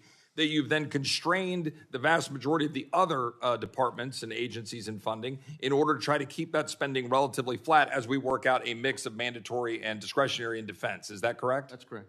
And the goal here is to keep that on a low growth trajectory while we see if Congress, in its infinite wisdom, will ever step up to the plate to address Medicare and Social Security, knowing Social Security is scheduled to go bankrupt in 2032. Is that roughly correct? Well, I think it's important to focus on where this Congress has focused on. And as you know, the president believes that it's important to protect those two programs, Social Security and Medicare. This Congress has gone at it from the right perspective, which is going after fraud, waste and abuse, welfare reform so that we get people back to work. I believe that is the way that we go after and get to a better fiscal situation, is to have those types of reform efforts of which you were able to do with a very slim Congress. I think I'm past my time. Just one last quick point. I would just appreciate being able to work with the director, and I know my friend, the chairman, also a Texan, to work. I know Secretary Noem was working with us now. Secretary Mullen, no doubt, will, to achieve the $10 billion of refund to the state of Texas and other states because of what we had to endure under the previous administration with open borders and expenditures to our budget. I assume that the director will work with us to achieve that objective. I'm happy to. We're working on that fund. We want to make sure all of the DHS funds are flowing. I will just say it's very critical that we get DHS funded. We're in this vital moment, it's precarious, where we are trying to pay all DHS employees for a period of time when that has not occurred. And I know that we're moving reconciliation to be able to pay for what the Senate Democrats have not been willing to fund. But we have to get those funds funded so that we can ensure that the allotments that you provided in the One Big Beautiful Bill are able to go out. I associate myself with the gentleman's comment. Appreciate the response, Mr. Vought. Now yield 5 minutes to Ms. Watson Coleman of New Jersey. Thank you. So I was just trying to figure out where could I find a needle large enough to burst the bubble that you guys live in, because you're not living in reality and you're creating a narrative, and just because you say it, you think it's true. And so I've sat up here and I've listened to a whole bunch of explanations that don't in any way, shape, or form relate to reality. I got a couple of questions to ask you, sir. I'm going to start with one that's going to give you a moment to speak, and then I'm going to ask you a series of yes and no's. And when I say yes or no's, I want yes or no's. What would you say right now to the mothers of the kids who died because of your dismantling of U.S. aid? Harvard study says there are more than 100,000 of them. Can you give me a quick response to what you would say to those mothers? Just don't talk to me about the study. Talk to me about what you would say to the mothers of the children who died. Congressman, with great respect, I would just contest that the extent to which institutions that benefit from federal largesse put out studies that say that the world has ended, that the world has not in fact ended. Well, it's going we only there. cut If you're not going to answer the USAID question, spending last year to the tune of about $8 billion. There was far more that we could have done, Congressman. Reclaiming my time. If a mother came before you who told you that her child died because she didn't have access to health care or medicine that usually would be available because of the kindness of the United States of America, that you and this administration have eliminated, would you have anything of empathy, compassion, and humanity to say to her? Would you say to her, I am sorry, that was a mistake? I always have empathy for individuals, including those that get improper and false information from the media that pumps this false and ignorant information out to the American people. You know, I am so sorry to hearing false, fraud, and abuse from any of my colleagues and even from you. Because if we wanted to eliminate abuse and fraud, we'd eliminate the President of the United States from the office right now and the rest of the sycophants in his administration that are allowing him to do so many illegal things. So here's my yes or no's. This is about your budget, and this is about your priorities. Do you think that it is more important to fight a war of choice with a country that represented no threat to us, rather than supporting cuts to Economic Development Administration, to K-12 programs, to community service block grants, to National Institute of Health, to the TSA, and let me speak something about the TSA. Anytime you wanted to spend money to pay DHS, you could, because this president thinks he's a king and can do what he wants to do, and if he wanted to pay those DHS workers, he could have, because he finds money to do everything else he wants to do. What about the money that goes to homeless assistance programs? That's $393 million, or $60 million for fair housing, or eliminating or cutting Job Corps to the point that it's of no help to getting people on the right direction. And even the money for community development financial institutions.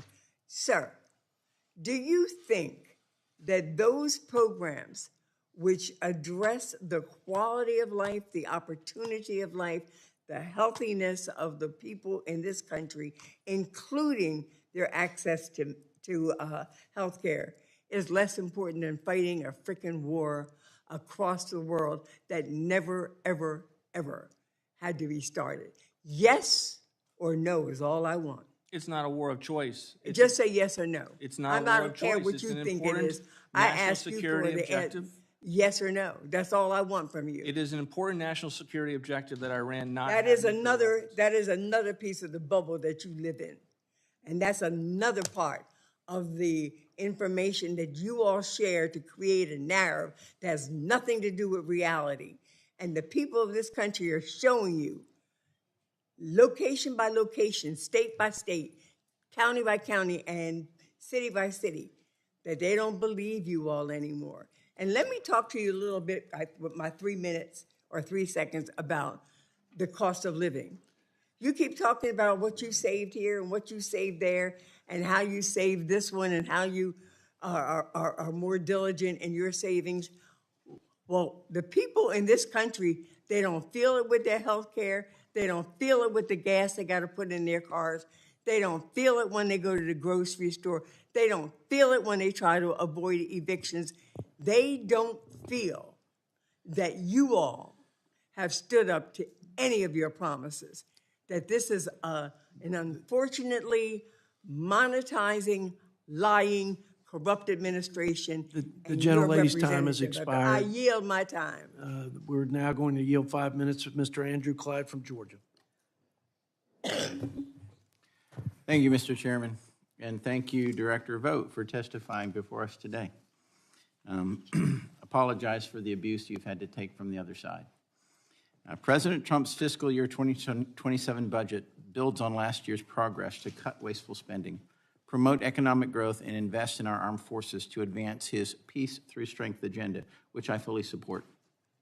In fiscal year 26, congressional Republicans delivered 12 more fiscally responsible appropriation bills, avoiding a bloated omnibus, while reducing overall discretionary spending by approximately $1 billion and non-defense discretionary spending by about $18 billion. Director Vought, with your help and hard work, we also enacted the first successful rescissions package since really 1999, cutting nearly $9 billion in wasteful spending, including cutting nearly $4 million that was scheduled to be used to promote LGBT democracy initiatives in the Western Balkans, cutting nearly $40 million for low-emission development in West Africa, and cutting nearly $25 billion scheduled for climate resilience programs in Honduras. Think about all those millions of taxpayer dollars that have been saved, by and large part, due to the incredible work of you, Director Vought, and of your staff, that some of them are here, and so thank you very much for your hard work as well. Building on that progress, President Trump's FY27 budget continues to reduce wasteful spending, right-size bloated bureaucracies, and put the federal government on a more sustainable fiscal path. It cuts non-defense spending by $72 billion, roughly 10%, while continuing to invest in veterans, seniors, law enforcement, and farmers. These savings are achieved by continuing President Trump's promise to rid the government of woke and wasteful spending, end weaponization of the federal government, and terminate the Green New Scam. So, Director Vought, first, with the federal debt exceeding $39 trillion, how does the rising cost of debt service threaten the long-term viability of federal health programs, veterans benefits, and other critical benefits for seniors, farmers, and other vulnerable populations? Thank you, Congressman, and thank you for your leadership, not just within this Congress, but also within the Appropriations Committee on this. When you spend $1 trillion in interest costs every year, that, for the first time, has exceeded the national defense of this country. That should be a great warning light that we can't afford the government that we had. And just to give you a perspective, when I left office the first time, we were somewhere in the neighborhood of about $350 billion in interest costs. And so you saw that just escalate in just 4 short years. So that is something we can't afford, and it will eventually crowd out other priorities. And it means that, I got asked about whether we could adjust our spending proposal to meet this need or that. Our margin is reduced when we have interest costs at that level. And that's why it's so important to get a handle on it. And I appreciate the work that this Congress has done, in particular, in that vein. Well, we will continue trying to make us as fiscally responsible as possible. Within the president's budget, I noticed something new, a new initiative focused on the Second Amendment. $1.4 million to a new office within the Department of Justice Civil Rights Division dedicated to protecting the Second Amendment from unlawful infringement. I say finally, and thank you. We are beginning to comply with our Declaration of Independence regarding the protection of unalienable rights endowed by our Creator. And it goes on to say, to secure these rights, governments are instituted among men. That means our government is supposed to secure the rights endowed by the Creator. And this, finally, we have an office to secure one of the most incredible rights that we have, and that is the right to keep and bear arms, the Second Amendment of our United States Constitution. So my question to you is, how do we best ensure that this office is aggressive in protecting the Second Amendment and will never allow it to become an office of gun control infringing on this critical constitutional right? Well, thanks for the question. I think part of that is to trust the team that the president has that envisioned this office, and then to continue to make sure that we give progress reports to the Appropriations Committee for those who have a great interest in this area, and to make sure that over the long haul, the culture does not become completely reversed to that what it was set up to do. Would it help if we codified some of that? I think that would be a great idea, yeah. Okay, all right, I'll work on it. Thank you. Yep. And I yield back. Thank the gentleman, and now yield to Ms. Ballant from Vermont, 5 minutes. Thank you, Mr. Chair. Mr. Vought, it's good to finally see you before the House Budget Committee. Mr. Vought, you lead the Office of Management and Budget. You're one of the architects of Project 2025, and OMB is a powerful agency that's at the center of President Trump's illegal refusal to spend federal money. Mr. Vought, I want to go over your political weaponization of this agency against the American people, and specifically against those states that voted primarily for Democrats. Yes or no, Mr. Vought, a federal judge found that you terminated $7.6 billion in clean energy grants based on whether the recipient lived in a blue state. Yes or no? I don't recall what that judge said, but we have not made the determinations based on whether the state is... In fact, Mr. Vought, on January 12th, 2026, U.S. Judge Amit Mehta said, quote, defendants, meaning you, Mr. Vought, freely admit that they made grant determination decisions primarily, if not exclusively, based on whether the awardee resided in a state whose citizens voted for President Trump in 2024. Mr. Vought, yes or no? Federal judges said OMB's freeze of $10 billion in child care and family assistance funding, quote, appeared designed to punish communities that the administration agreed with. Yes or no? Was that something that federal judges said about you and your leadership? I think the judge's characterization is getting at the degree to which we are focused on states that we think are mismanaged. Okay, that is not in fact the case. In fact, U.S. District Judge Trina Thompson found the administration broke the law and froze funds as a politically motivated move disguised as fraud prevention. So your characterization actually is false. Other courts have said that withholding congressionally approved funding is, quote, vindictive and unlawful. Courts have found that freezing funds create, quote, irreparable harm against the American people. And the GAO, the Government Accountability Office, the watchdog agency that investigates how federal agencies spend taxpayer dollars, has reported that you broke the law multiple times, and they have said that you have refused to spend money that was dedicated for Americans. The Constitution gives Congress the power to spend money, and not the president. Mr. Vought, your actions clearly show that you want to cut federal funds from anyone who didn't vote for Donald Trump. Are you trying to get revenge on states that did not vote for your boss? No, of course not. What's interesting about the question is that Joe Biden withheld. Oh, for federal goodness sakes, funding can we please for the bring wall. it back to my question? Joe It was a Biden yes or no withheld question. federal funding for Are the wall. you Was it trying impoundment? to get revenge against blue states because they did not support the president? Courts have said that, in fact, you did do that. That, in fact, you are being vindictive. In fact, you are punishing because of political persuasions. It's not members of Congress who suffer when you do an end run around Congress. That's not what I'm angry about. It's not about you taking the power away from us. It's that it's their money.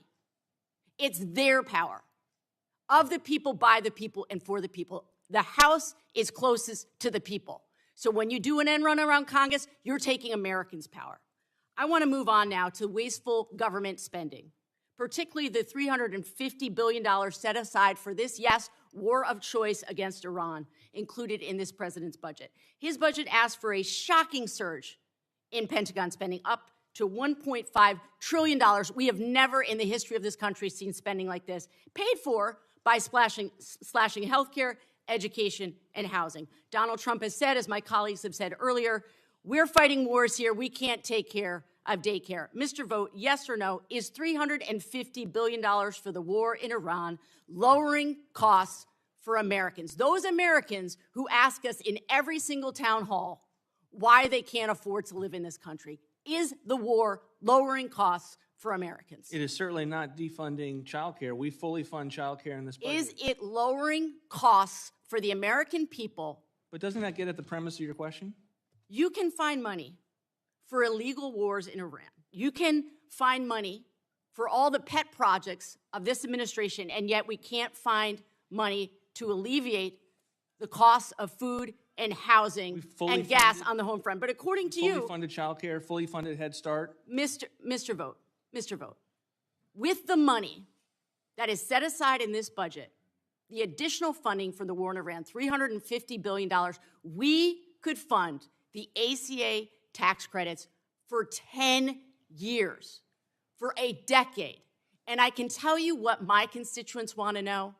How is it that we can continue to spend money on foreign wars and yet we cannot find a solution to the fact that people can't afford health care? And again, in closing, I just want to say again, we're not so angry because you're taking our power. We're angry because you are taking the people's power.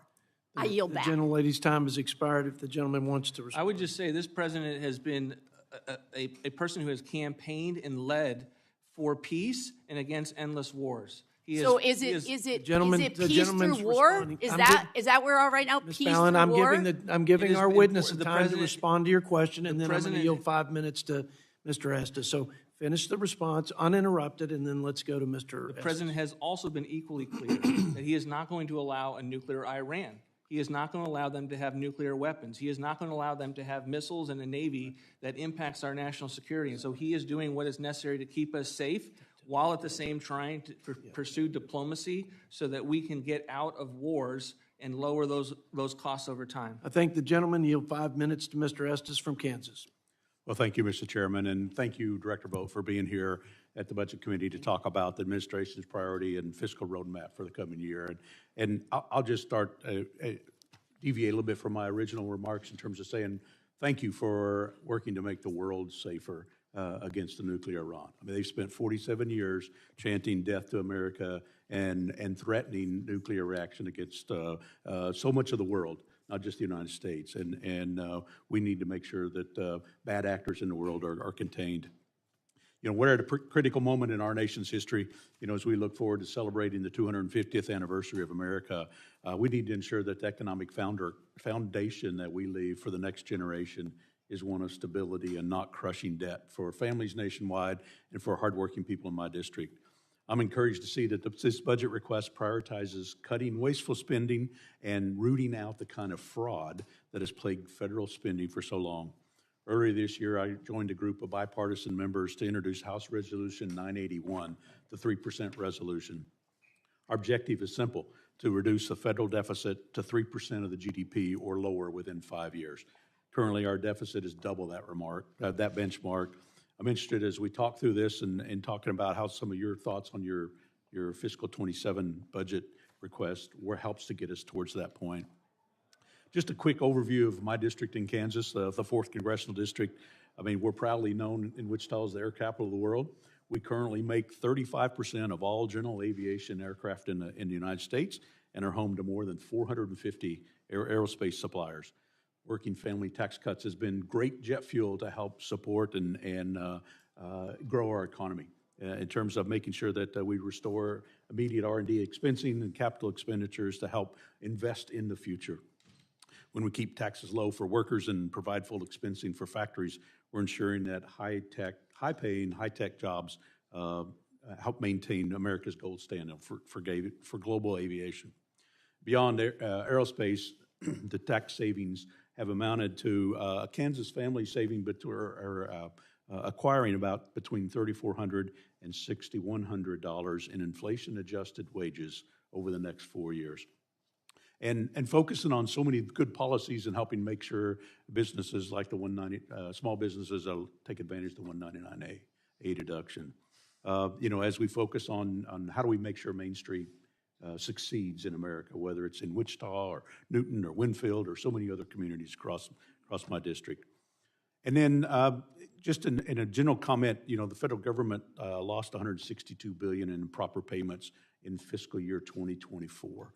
And we can't ask Kansas to pay more to government that's going to lose billions of dollars. Just in talking a little bit about, you've talked about so many things already. The working family tax cut contained many health care provisions to eliminate some of that waste, fraud, and abuse in Medicare and Obamacare, ensuring that federal subsidies for health care go to those who are intended. Are there further reforms that Congress should consider to help reduce fraud throughout the health care system?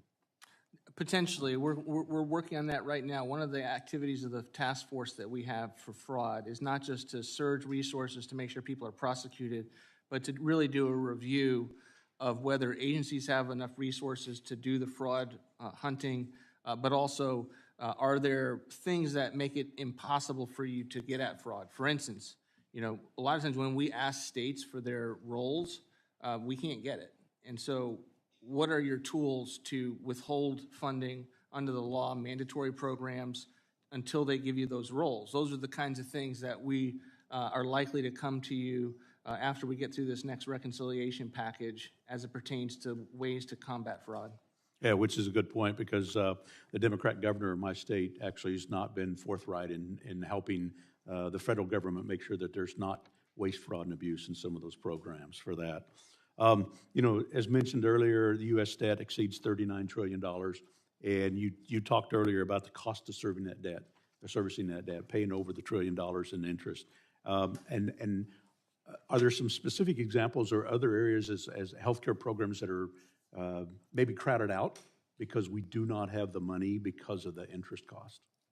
Well, I think the extent to which the crowd out will occur with interest payments and servicing the debt is ultimately the crisis in front of us. I mean, we've been able to absorb the cost from our interest payments, but we actually have to treat this as the crisis that it is, and that's one of the reasons that this administration has been so dogged to support and champion reforms, to make changes to how we do things, to at times think differently about our executive tools to control spending for the last 50 years, because we have a problem, and we can't just continue to point at the problem, point at the interest cost, point at the deficit, and just acknowledge that it's never going to be fixed. That's just not the way the president operates with regard to wanting to be in charge of solutions on these big problems facing the country. Yeah. Well, thank you. Thank you for your effort to cut out the bloated spending and the waste. Thank you.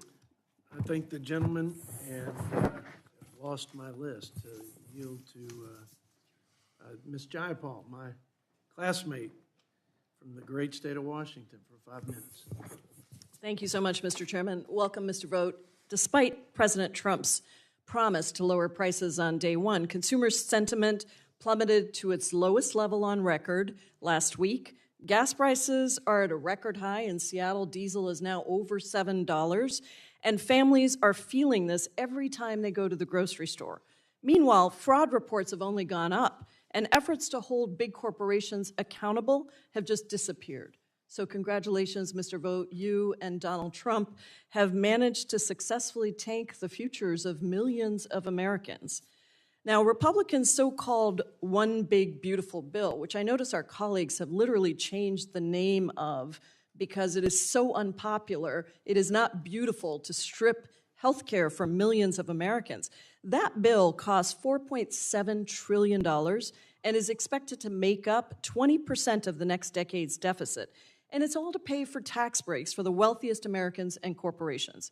The Institute on Taxation and Economic Policy just published a report that shows that Trump's policies are a tax increase for all Americans except the wealthiest 5%. So for 95%, those policies are a tax increase. Do you know, Mr. Vought, how many of the largest corporations in America paid absolutely nothing in federal income tax in 2025? Not off the top of my head, but our view is that the tax policy. Well, let me just tell you, Mr. Vought, reclaiming my time, let me just tell you the number of corporations, large corporations, that paid absolutely zero in federal tax was 88 at least that we know of, including Tesla, which paid zero on almost $5.7 billion of income, as well as Coinbase, Citigroup, CVS Health, and Palantir. And those companies together had over $105 billion in profits. Now, meanwhile, Mr. Vought, what's the average income tax paid by Americans? Look, Ms. Congresswoman, this bill that you are opposed to, that you voted against, do you know the answer to my question? Because I get to ask the questions here. I understand, but you're asking so a I'm loaded asking you what the average income tax rate is that's paid by Americans. And I'm suggesting that you were not a part of keeping tax Okay, rates low. so you don't know, it's 14.5%. So while all these corporations paid nothing, average Americans are paying 14.5%. Now, are you aware that thanks to stripping health care from Americans, the middle 60% of Americans will pay $900 more on average than before Trump came in and created chaos with tariffs and health care and tax law that benefited the wealthiest? You can just say yes or This administration no. did not strip health care, and in fact, we provided $50 billion for rural health care that you voted against. In the president's budget request, you state that, quote, it ensures that every taxpayer dollar makes Americans safer, stronger, and more prosperous. So please answer yes or no to these questions. According to one survey, 1 in 6, that's 17%, returning ACA marketplace enrollees say they are not confident that they will be able to afford their premiums this year. Does that make Americans stronger and more prosperous? It certainly makes it more prosperous to have a health care system that ensures that Okay, people who so you're okay with all these Americans not being able to afford their health care premiums. Now, you're trying to eliminate the low-income energy assistance programs while Trump's illegal Iran war raises gas prices. Does that make Americans stronger and more prosperous? It's important to not have fraudulent programs. Oh, I'm so glad you asked about fraud, because you are coming back to ask for a $1.5 trillion budget for the Department of Defense. How many consecutive audits has the Department of Defense failed as of the end of 2025? The department is making progress towards the audit. How many audits has the Department of Defense failed? The number is 8. And Mr. Vought, the Department of Defense is the only federal agency that has never passed an audit. And you want to talk to me about fraud? There is over at least $10 billion in confirmed fraud within the Department of Defense, but you're not going after any of that. Now, let me turn to the Consumer Financial Protection Bureau, since you're also the acting director there. This was an agency that was established to protect consumers from financial predation, deception, fraud, and abuse from the biggest banks, biggest corporations. And the CFPB has stepped in and really done that work under the last administration. CFPB put real money back in consumers' pockets, returned over $21 billion to consumers who were cheated or scammed by big banks, giant corporations. It ordered Wells Fargo to pay over $2 billion and Bank of America to pay $727 million to consumers who were harmed. But you have a mission to eliminate the CFPB. Why are you protecting big corporations instead of consumers, Mr. Vought? I'm not. CFPB caused $350 billion of added costs on consumers. Mr. Vought, you are asking to reduce the CFPB's workforce to just 1/3 of its 2025 level, which means that the department that oversees the banks and other financial companies that hold trillions of dollars in mortgage, auto, credit card, and student loan debt would drop from 500 employees to just 77, and the enforcement department would only have 50 workers. What do you have to say to the millions of service members, veterans, older adults, and students that are seeing costs rise, and now, because of your unprecedented rollback of consumer protection staff, have nobody at the agency that is actually policing those big corporations that are scamming consumers? The gentlelady's time has We are expired. policing it, and in fact, we do not believe that an agency that increased the cost on the American people should not have oversight. That's why we've reined it in. Yield It 5 is minutes clear to Mr. me that Klinger. you The are just gentlelady's time protecting has those expired. biggest corporations, Thank you. Mr. Gentlelady's Vogt, time and has you should be expired. ashamed of that. I yield back. Okay, gentlelady's thank you for coming over here. We got the great. 5 minutes for vote. Mr. Groth. I've been asking for this so glad to see you. Couple things. Thanks for going into USAID. It was a bunch of social work programs, and Americans are far too broke to pay for something like that. We hope you get rid of not just wasting programs, but get rid of some whole programs altogether. You know, everybody knows I was very disappointed in the big, beautiful bill that we didn't get rid of the low-income housing tax credit, which is ridiculous. There's money out there to go after. In any event, one of my disappointments, I'd ask you to comment on it, is DOGE supposedly exposed a lot of people sitting in all agencies that were not necessary. And before I voted for the last defense bill, I thought I got a commitment that we're going to try to reduce the number of non-uniform personnel. We had some people in, I think it was this room yesterday, one of these rooms, and they were not reducing non-defense spending. We know anecdotal evidence all around this building that people are sometimes getting paid to do nothing in the Department of Defense. 6 figures. Can we get a commitment of you to make something in the next budget here, a definite decrease in the non-uniform defense staff and other staff that we apparently haven't gone after like DOGE suggested? We'll certainly look at it, Congressman, and just if I could, it builds on the Congresswoman's question before. The notion that we're not trying to find any kinds of inefficiencies at the Department of Defense is not true. Our view is that we would want to plow those in to being able to invest in procurement and research. And so we are doing that. We have been doing that. The Secretary of Defense and the Deputy Secretary has been doing it. But as it pertains to your specific idea, we will put a fine point on that and take that back as a suggestion. I don't think you're doing it enough. I mean, as I understand, when Trump took over, we had 770. We've knocked it back down to 690, and now it might be bouncing back up.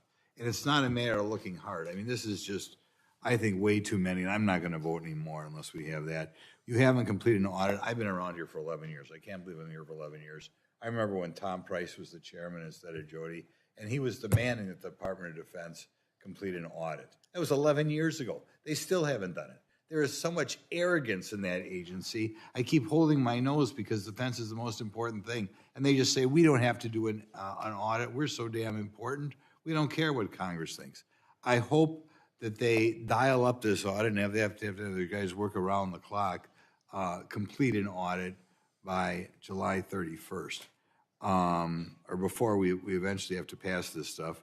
I will point out, as far as you need to spend more on procurement, I'm a big fan of John Boehner, who was the speaker when I was here, and one of his goals until the foolish Freedom Caucus kicked them out was to get rid of the unnecessary things that were being procured just because they provided jobs in powerful congressmen's districts. And they admitted it yesterday, the people at that table, they admitted it, that we are spending money because, you know, factories are in people's districts, or we have unnecessary bases because they're in people's district. Can we count on the administration to crack the whip over there and try to cut some of that spending? Well, let me just take a stab at that, Congressman. What I would say is that we believe it's important. Like, there's only so much time in the day, and this administration is doing everything we can to fix many of the long-standing problems with defense procurement that have led to wasteful outcomes. And so we're doing that work. There may be byproducts, for instance, funding that is spent in someone's district, But I guarantee you we've never made that argument as our primary argument. We make the case about what the country needs from a national security standpoint, and we will note that it has an economic impact here in this country, but we are making these investments because they are vital for us to be able to protect the country, not just now, but into the future. Okay. Like I said, the guys who were in here yesterday, they implied that both those things are true. And I've heard it anecdotally from other people on the Armed Services Committee. So I will make a couple other points. I think a lot of corporations who don't pay taxes because they're pass-through corporations to individuals. So that's not the same thing as not paying taxes. And I think when they talk about jobs going up and down, insofar as we remove people in this country who are here illegally and they are no longer working in this country, that's a positive. And I hope when you guys look at, don't get all panicky because employment rate did not go up. I think we could increase the number of people working if we cracked down on unemployment fraud. That'd be a good way to do it. But insofar as there's not much unemployment because we're kicking people out of the country who came here illegally, that's a good thing. We shouldn't apologize for it. Thank you much. You're great. Thank you. Thank the gentleman from Wisconsin. Now yield 5 minutes to Ms. Judy Chu from California. Director Vought, I represent the cities of Altadena and Pasadena in Southern California that are still living through the aftermath of the Eaton fire that destroyed 6,000 homes last January. For tens of thousands of my constituents, the experience looked like this.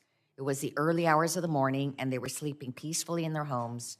Suddenly, they were awoken by loud sirens and the smell of smoke as flames surrounded their properties.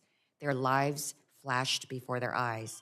They frantically gathered their loved ones, their pets, and escaped with simply the clothes on their backs. 19 of my constituents could not make it out on time, and they tragically lost their lives. The trauma that everybody witnessed was harrowing and unspeakable. They saw the places that they called home for decades, the lives they built, all of their most treasured belongings engulfed in flames. But here we are today, over 1 year after the Eaton and Palisade fires, and more than 70% of survivors have not yet returned home. Families are depleting their savings, delaying life-saving medical care, and many are homeless. Of the 6,000 homes that burned, only half have yet to start the rebuilding process at all. This is a crisis, and my constituents need assistance now. Luckily, there's a straightforward solution to stopping this suffering, and that is finally granting Governor Newsom's federal disaster supplemental funding request to provide an influx of capital and resources to my constituents. And that request includes CDBG disaster recovery, or DR, which is essential to my constituents' ability to rebuild their homes and lives. But every single day that this funding is delayed, recovery becomes more expensive and painful for survivors in my district and across this country. So, Director Vought, I'd like to hear what your plan is to ensure that natural disaster survivors receive this federal disaster supplemental funding, whether it's the wildfires in California, the hurricanes in North Carolina, or the floods in Texas. For every major disaster of this scale in recent history, the federal government has intervened to help survivors. When can my constituents expect this relief? A couple of points, Congressman. The federal government is intervening. FEMA is funding the cleanup and disaster work in your district. And one of the things that we're fighting, right, quite frankly, is the degree to which the state and locality are impacting the ability of permitting for businesses and homes to build back. FEMA is the frontline funder for disasters. It's not alternative supplementals. Supplementals are what's on top of a FEMA program that right now is in dire straits because of the fact that the Democrats will not fund DHS. Director Vought, actually, there has been supplemental disaster funding for every major disaster in this country, whether it's a red state or a blue state. And in fact, the permitting process is proceeding forward. Let me just say, though, on FEMA, it is the federal government's responsibility to provide both immediate and long-term assistance to survivors, and what you're talking about are the immediate assistance to the survivors. Natural disasters know no political affiliation, and neither should the federal government's response. Yet I'm deeply concerned about recent reporting indicating that your administration has rejected disaster aid requests from Democratic-led states at a rate higher than any time in FEMA's history. Republican-led states saw 89% of their requests approved, while Democratic-led states saw a mere 23% of their requests approved. And there's never been such a sharp partisan disparity in the approval of federal disaster funds since FEMA was created in 1979. And actually, it's a staggering disconnect from Trump's first term, where he approved 93% of the requests from Democratic states and 89% from Republican states. So, Director Vought, yes or no, will you commit to taking immediate steps to reverse this unconscionable pattern? No administration has looked more carefully at FEMA dollars and how they're being spent.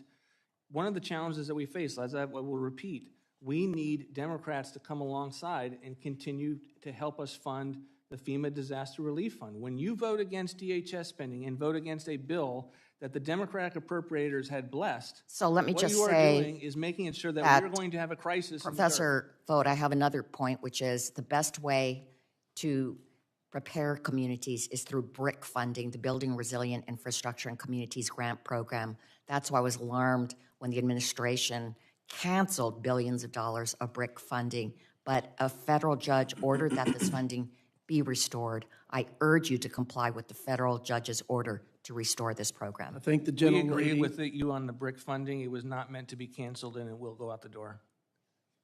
Let the record reflect we have agreement with a Democrat and Mr. Vought. So maybe we should just gavel out right here. But we got too many folks that want to participate in this discussion, like my good friend from Oklahoma, Josh Burkeen. You have 5 minutes, sir. I thank the chairman from Southern Oklahoma for allowing me this time. Director, many of us know what a great fit you are for the White House. And I mean that sincerely in terms of you have a tough job and you are bilingual. You speak Fiscanese. Your adherence to fiscal discipline is something that you can relate to a lot of us that know that it's in your heart.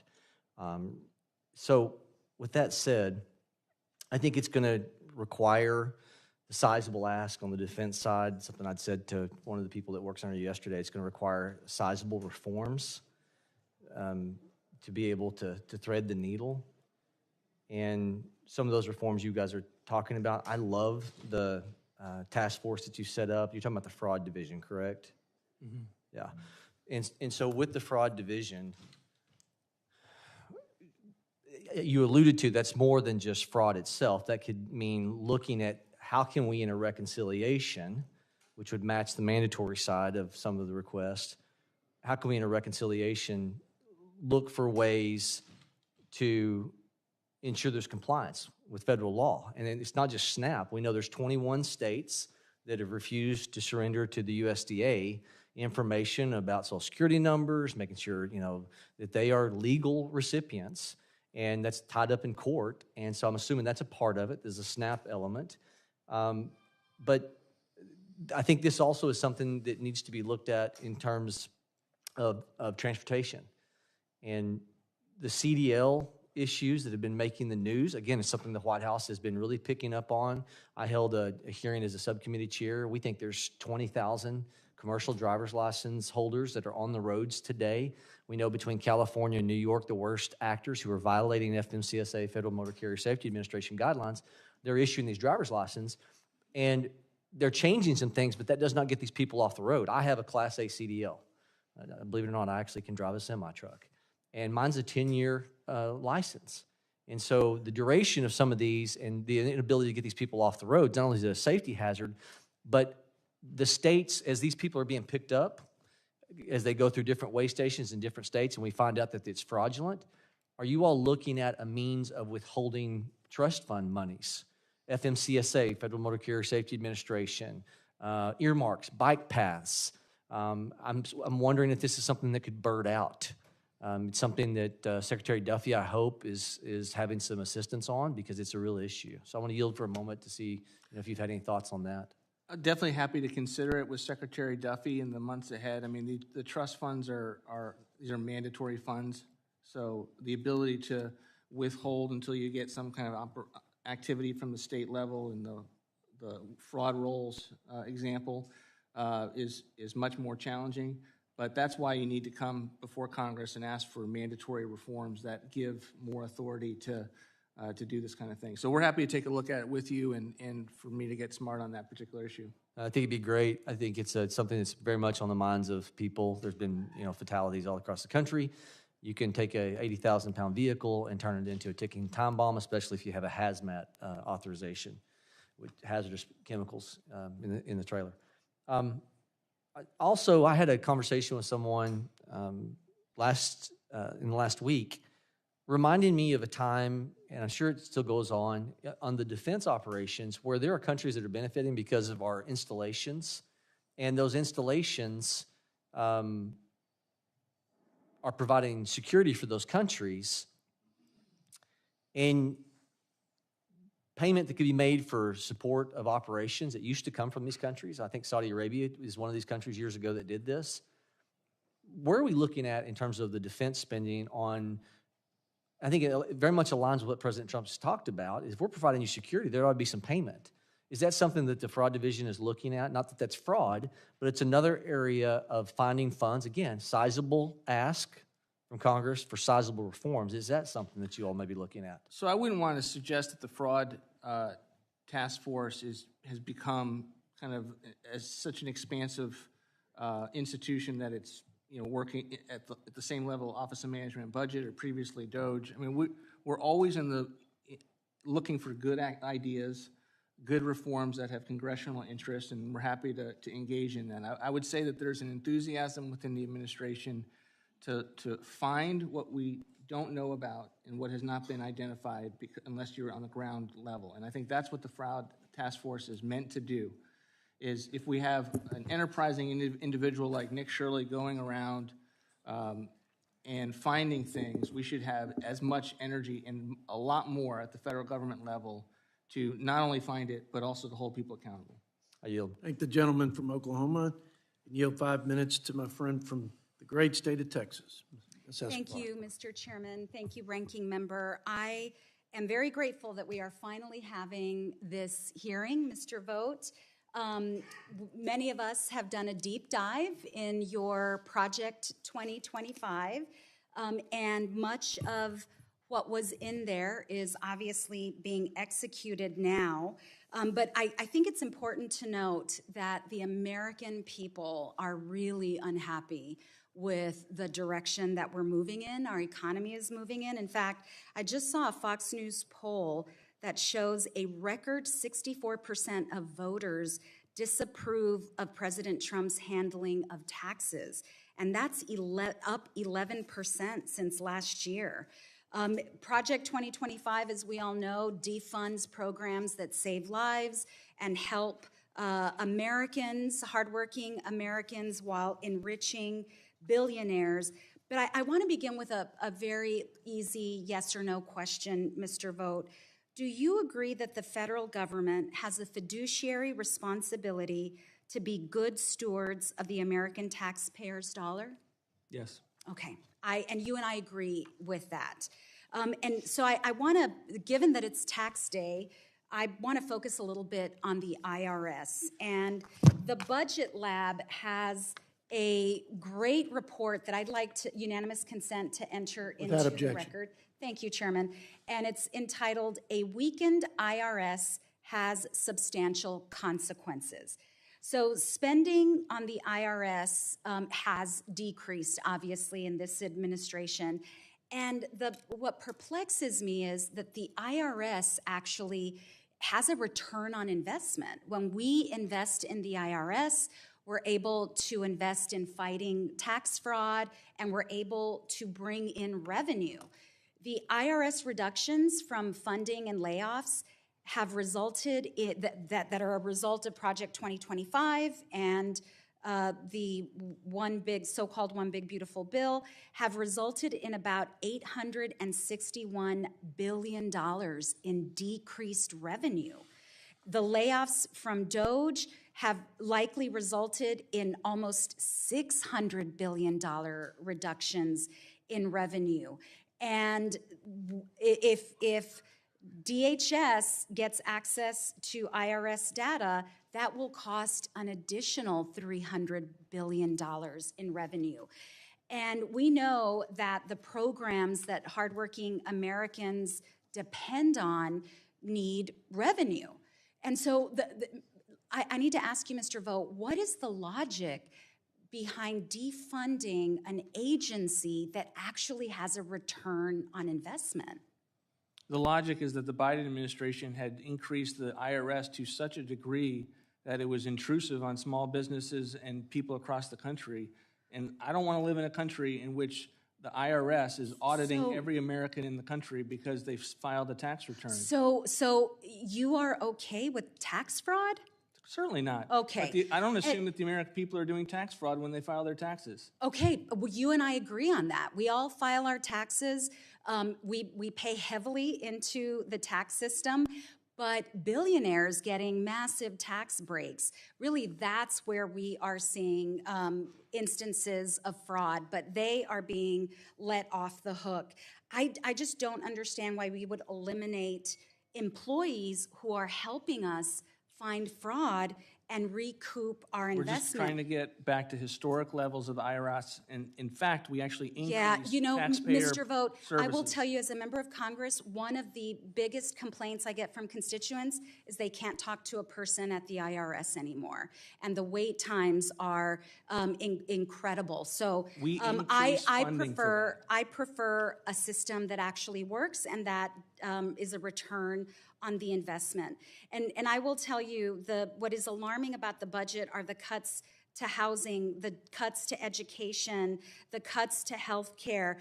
Can you let us know, there are reports that the defense appropriation supplemental will cost about $100 billion. What are you all asking for in order to fund the war in Iran? How much will you be asking? We're not ready to come to you with a request. We're still working on it. We're working through to figure out what's needed in this fiscal year versus next fiscal year. Do you have a ballpark? I don't have a ballpark. Will it be more than $50 billion? I don't have a ballpark for you, Okay. Congresswoman. Well, I appreciate that. I know the American public is eager to know how much this war is costing them, especially at the expense of programs that make their lives easier. Mr. Chairman, I yield back. Thank the gentlelady, and now yield 5 minutes to Mr. McDowell from North Carolina. Well, thank you, Chairman and Director. Thank you for being here today as part of the regular budget process. I think it's fitting that this hearing falls on tax day, and it also happens to be my oldest daughter's 3rd birthday, and so happy birthday, Mary Margaret. And when I explained to her why I have to go to Washington, D.C. to work, I have to do it in a way that makes sense to a 3-year-old. And because of my colleagues' either inability to understand what the One Big Beautiful Bill Act actually did, or their just refusal to acknowledge what it did, I want to explain it like I explained it to her, because her birthday is on tax day, which is a real blessing as a fiscal conservative to be able to talk to her about that. What I told her this week, Daddy, why do you have to go to Washington? Well, I have to go to Washington to make sure that when you get your birthday money and the government comes and takes 25% of it, if it weren't for Daddy and his Republican friends, the government would have taken 30%. And so they want to say that this is a bill for billionaires. They're just wrong. And I don't know if it's that they don't understand the bill or that they just refuse to acknowledge what it actually does. But Director, let me ask you a couple questions about the overall economy. The inflation rate in June of 2022 was 9.2%. And that marked a 40-year high. Who was the president at that point? Joe Biden. And mortgage rates, they hit nearly 8% in 2023. That's the highest level since the year 2000. Was President Trump the president then? No. Economists across the ideological spectrum agree that the so-called American Rescue Plan heavily contributed to inflation. Who was the president that signed that into law? Joe Biden. And who controlled Congress? The Democrats. I'm not saying that their motives are impure, but I am saying they just don't understand the policy. Director, do you consider the Obamacare marketplace to be affordable for working people in my district? It's not affordable enough. We want to make sure that we are driving down those costs for sure. And, it is named after President Obama, but is he a Republican or a Democrat? He's a Democrat. They continue to tell us that this is all our fault. The reason that health care is expensive is all our fault. They're wrong. Again, I don't know if it's their refusal to acknowledge the truth or that they're just simply not tethered to reality. But I just, for the life of me, can't understand why they continue to say that this is somehow Republicans' fault. On immigration, how costly is the current Democrat shutdown of the Department of Homeland Security for the American taxpayer? It's very dire, and I would just say that this is something that the Secretary and I are monitoring very closely. Obviously, we had a record shutdown with regard to the Department of Homeland Security. The Democrats did not fund TSA, did not fund border security. And so we are having to go through extraordinary measures right now to make sure DHS literally can keep together. Like, we don't want people on sick outs. We don't want people quitting and finding other jobs. And I am very worried. People are getting paid right now for a short period of time, but I'm very worried if we don't fund DHS, we're going to have a real crisis on our hands. So it is estimated that under the Biden administration, that they, an unprecedented 2.86 million aliens were granted parole during his administration. Did this qualify them for taxpayer benefits? Yes. And I guess my follow-up to that would be, my colleagues, they've continued to cry outrage about USAID money. I tend to think that my constituents would disagree with where that money was going. And so I think that it's good that the president's budget doesn't include a lot of those things, but can you just, yes or no, does the president's budget include $11 million for producing the Middle Eastern version of Sesame Street? No. That's good. Does it include $10.3 million for supporting male circumcision programs in Mozambique? No. That's also very good. Does it include $2.5 million for supporting green energy businesses in Vietnam? No. Does it include $2 million for supporting gender-affirming health care and LGBTQ advocacy in Guatemala? No. Does it include $99,000 for supporting increased production of yogurt in Uganda? No. That's probably smart considering our national debt. Does it include $84,000 for supporting spa and wellness entrepreneurs in Nigeria? No. That's good. Mr. Chairman, I would just like to highlight that the president's budget, compared to what former administrations have spent on, I mean, we're out of control here with the spending.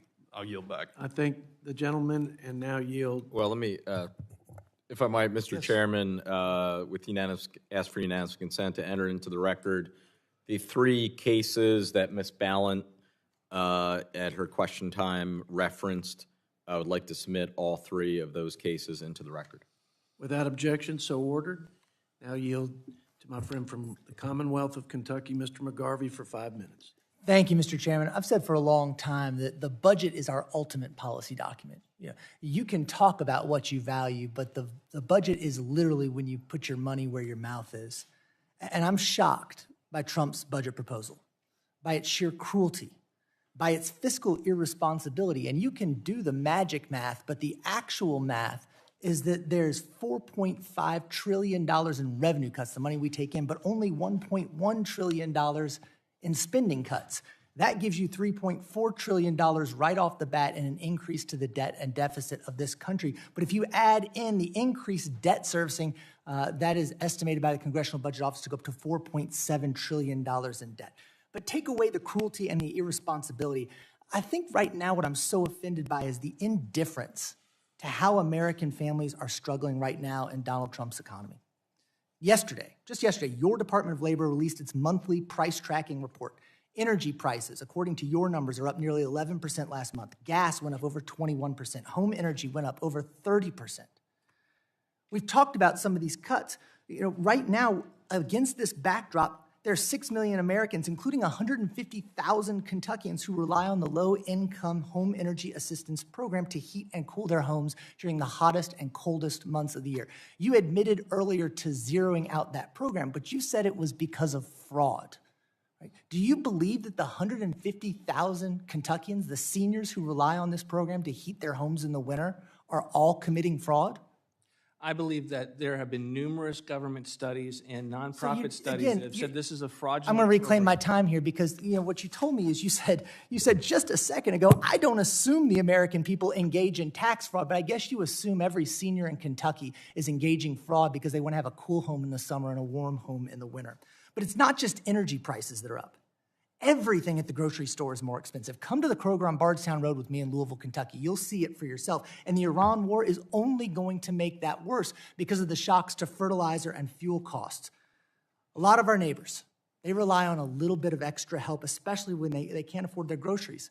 Look at the wildly successful nutrition program for women, infants, and children, known as WIC.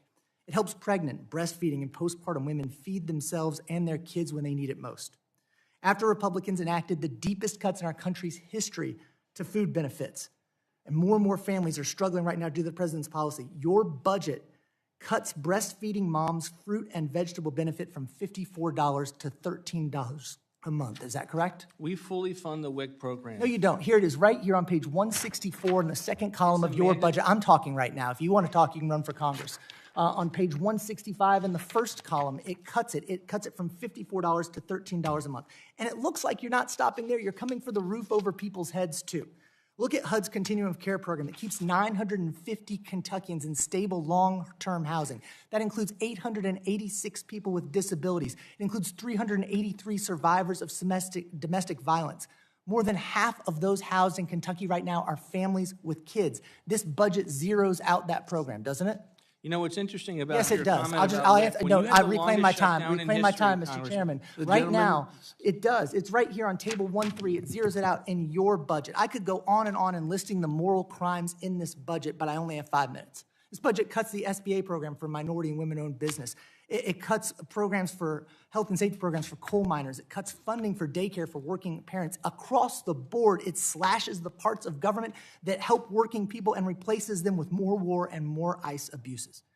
Even with all of these cuts, just like your budget did last year, when it cuts $1 trillion from healthcare to pay for tax cuts for the rich, it still manages to blow up the debt and the deficit by trillions. But the budget isn't just a policy document, it's a moral document. Like you, Director Vought, I'm a Christian. I won't question your faith. I won't question the president's faith, despite what he did depicting himself as Jesus and his attacks on the Pope. But I grew up in a family where we read Matthew 25. A couple of Sundays ago, on March 22nd, my twins were confirmed in our Presbyterian church, and they chose to be baptized. We're a Matthew 25 church. Matthew 25:31, the parable of the sheep and the goats. It says, when I was thirsty, you gave me drink. When I was hungry, you fed me. When I was without clothes, you clothed me. When I was a stranger, you welcomed me. When I was in prison, you visited me. And of course, it ends with, for the least of these, you did for me as well. This budget sees the hungry, it sees the homeless, it sees the vulnerable, and it turns away. That is not what we should be doing, and it's why I cannot support it. Mr. Chairman, I yield back. I thank the gentleman and now yield 5 minutes to my friend from the Palmetto State, Mr. Ralph Norman. Thank you so much, Chairman. Director Vought, thank you for coming here. Appreciate the job you're continuing to do for this great country. Can I yield you 30 or 45 seconds to respond? He really wouldn't let you talk. Would you like to respond to any of that? Sure, there was a lot of inaccuracies with regard to the funding levels in the various programs that he mentioned, but I would just say to those that are looking at Matthew, you can't fund the least of these if you are sending too much of your hard-earned dollars to the federal government and your state and local government. And so if you're going to be in a position where families and communities can actually look around and meet needs and be leaning forward to meet needs, they need to have margin in their life. And I agree, we want to make sure that people we're driving down affordable policies wherever we possibly can. But I reject the characterization of the congressman with regard to this budget. This budget is in fact what he says he would like in a budget in terms of one that presents is what you stand for and what your morals would have you stand for. You were questioned by one of my fellow congressmen from California about FEMA and how funds weren't available. Should funds be available to a state where they didn't have water in their fire hydrants? Should funds be available for regulations that are not letting the housing go back up, largely as a result of Newsom and his policies, which people have put up with unbelievably? And when you talk about budgets, the USAID budget, which y'all did a great job, DOJ did a great job identifying waste, fraud, and abuse. Pre-Trump, $47 billion. Under you as OMB Director, $34 billion. That's a $13 billion cut. Let me tell you some of the things that when you were being questioned about hungry children and whatnot, that you were cutting programs. In the USAID, would a $550 million bribery scandal help children and those in need? No, and it wouldn't surprise me. Would $2 million for sex changes in Guatemala help starving children and families in South Carolina and the country? No, sir. Would $47,000 for transgender opera in Colombia, would that qualify to help children if you really cared about children? No. So really, what you have successfully done and this president has done is highlighted waste, fraud, and abuse that is rampant. My Democrat friends aren't willing to even look at anything. Just like with the FEMA funds, North Carolina suffered under the $700 they got, which under Biden, he ignored them. Yet in California, they're asking for the moon when they're not using common sense, not to mention the cuts in the fire department, police department, and whatnot. What are your goals with the $300 billion mandatory spending for defense in 27 and the reconciliation package? We want to continue the paradigm shift that this Congress started with ensuring that when we need to have additional resources for defense, aren't held hostage by the appropriations process to ensure that that's another dollar for every of non-defense spending. So yes, we're going to have to increase in the main appropriations base level for defense, and we do that. We go up to $1.1 trillion. But a part of how we will secure this has to be knowing that we have reconciliation available. And I think that is something that for the first time, and we don't talk a lot about it, this Congress has changed the way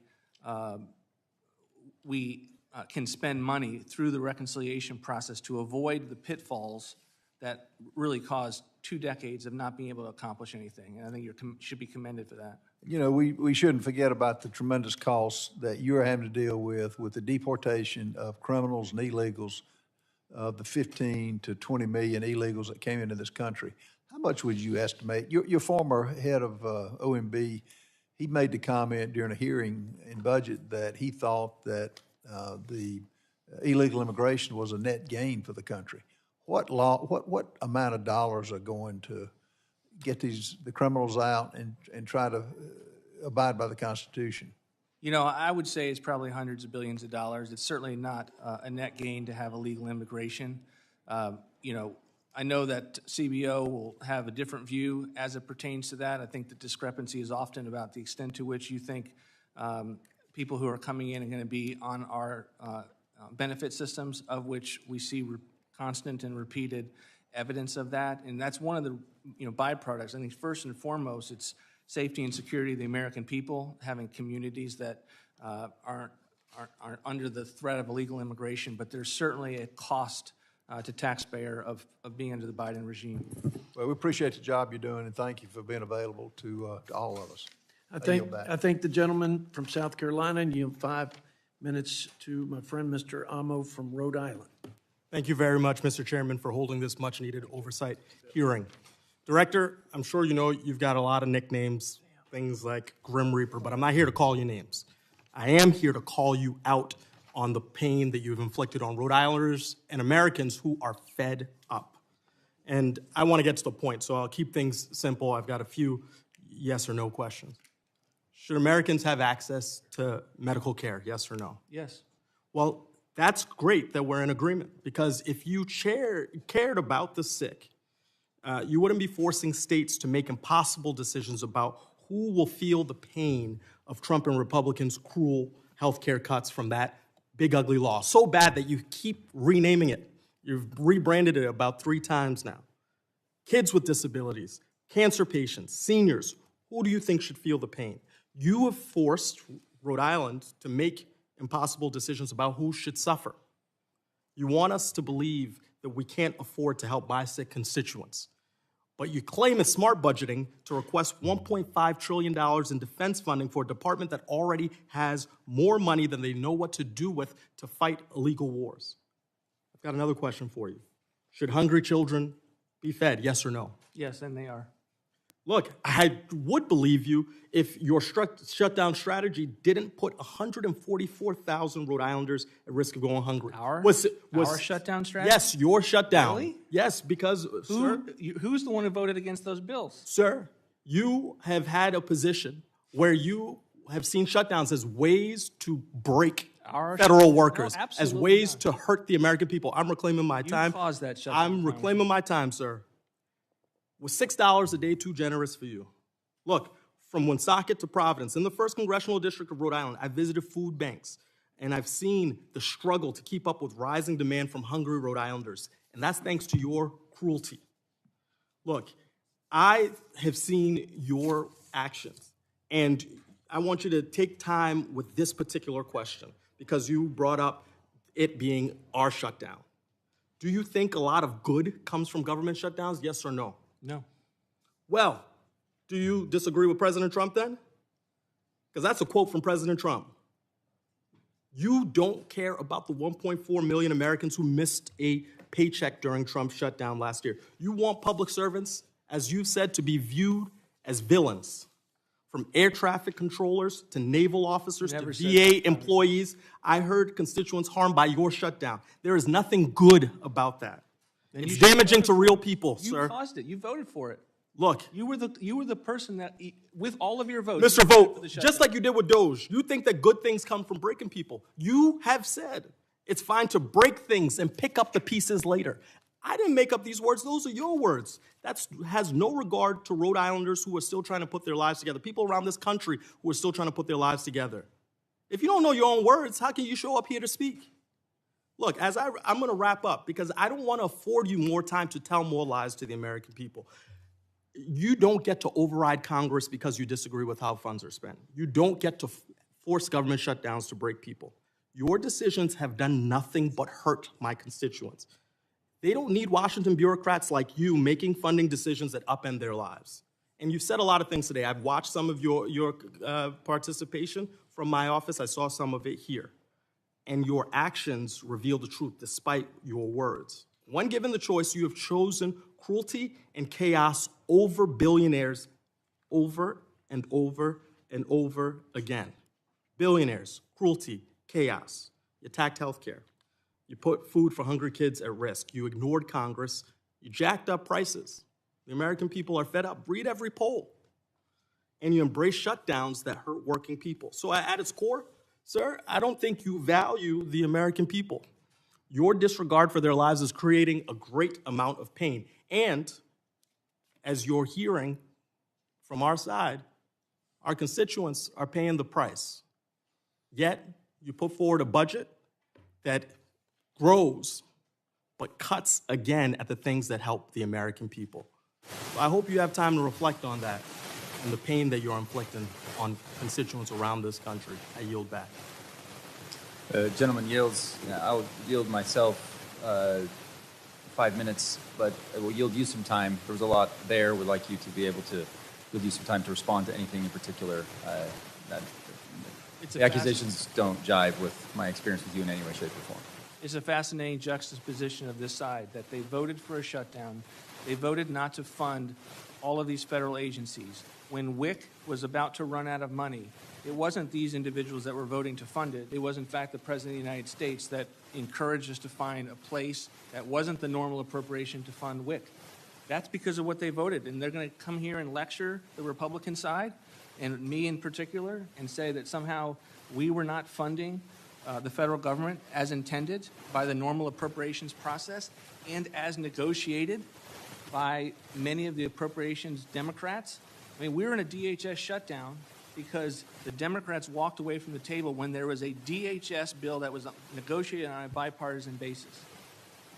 Thank you. I appreciate that. And I can't emphasize enough the biggest issue for every person, no matter what area, what industry you work in, wherever you are in our country, a debt to GDP ratio that continues to climb. I don't know of anybody in the world of Washington politics and policy that is working to reduce our deficits more than you, Director. And I've had many conversations with you about it, and I can't tell you how much I appreciate your willingness to do a very, very difficult thing. Because if we can no longer cover our deficits with, treasuries and all that world, guess what? These programs that we're all arguing are so important, they're the first to go. And so we need to be able to reduce our deficits year over year. And I don't know of anybody that's been more focused on that than you. So I think it's very, very disingenuous. Mr. Vought, just want to open briefly my remarks, keep to time, but I want to thank you and President Trump for your proposed investment towards restoring and maintaining the Great Salt Lake. This may sound like it's a large price tag. This investment is monumental, but I want to assure my colleagues that the investment now in this will save taxpayers down the road from future calamity.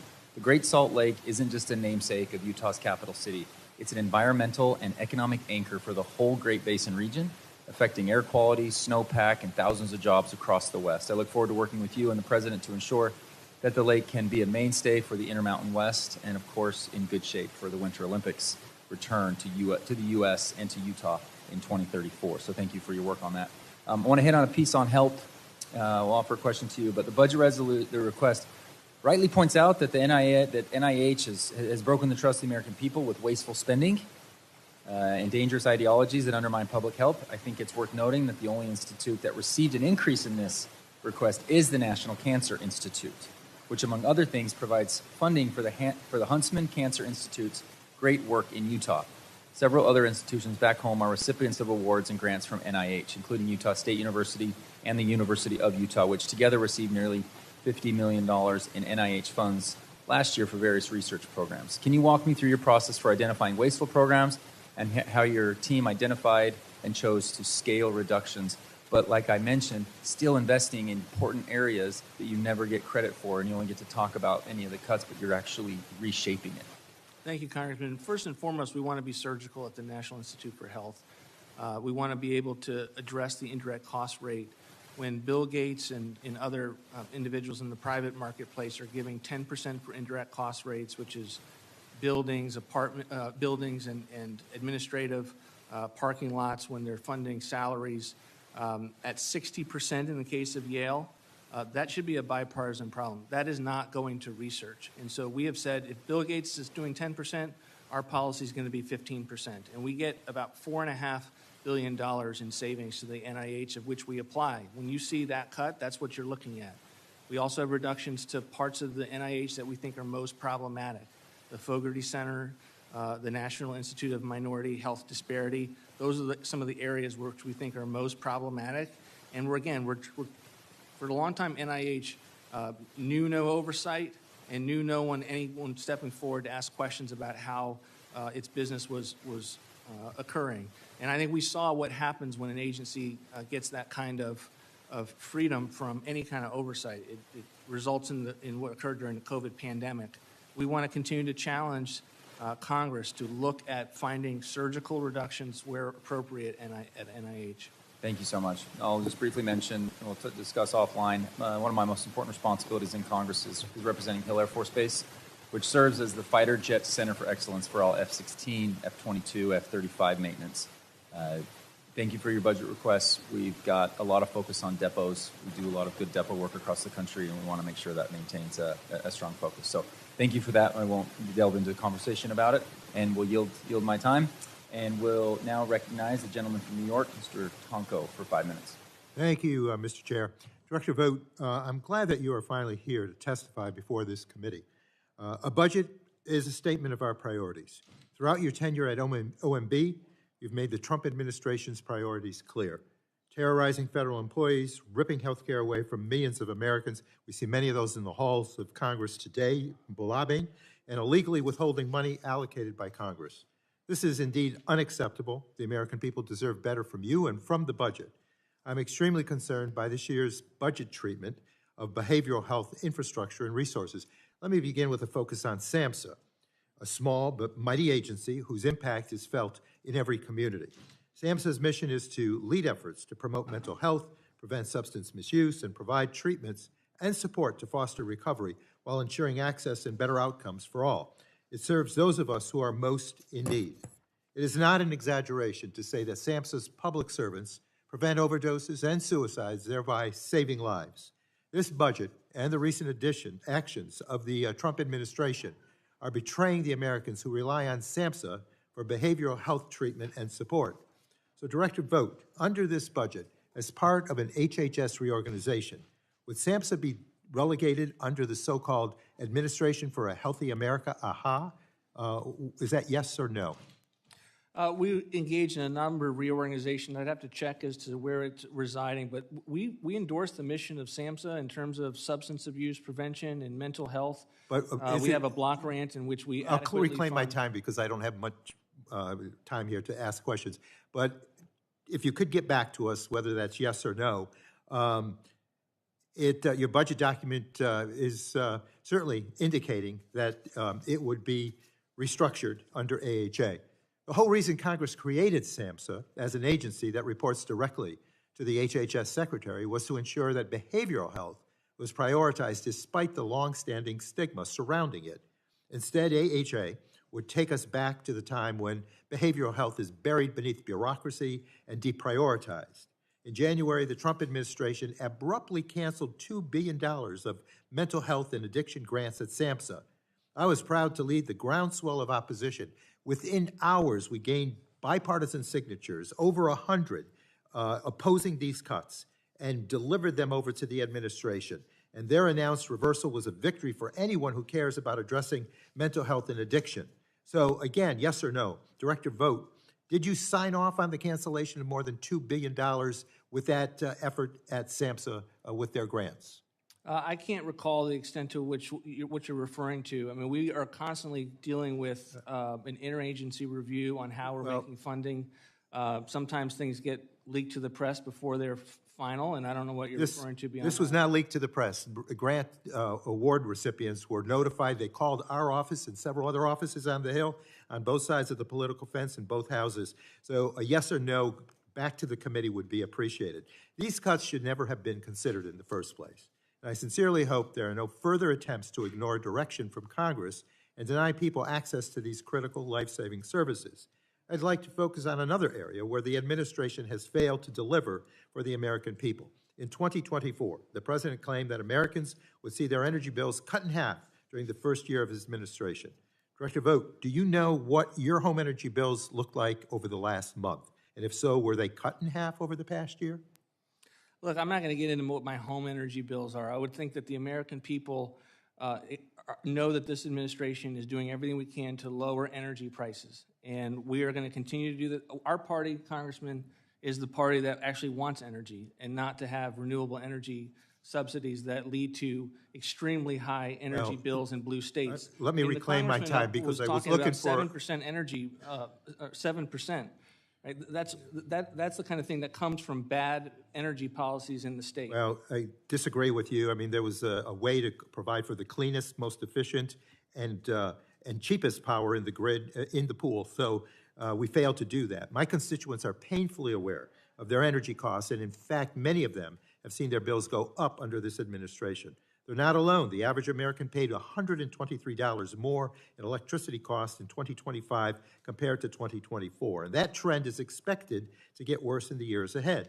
And as the president wages an illegal war with Iran, the average price of a gallon of gasoline has increased by over $1 in just 6 weeks. That's more pain at the pump on top of rising electric and heating bills.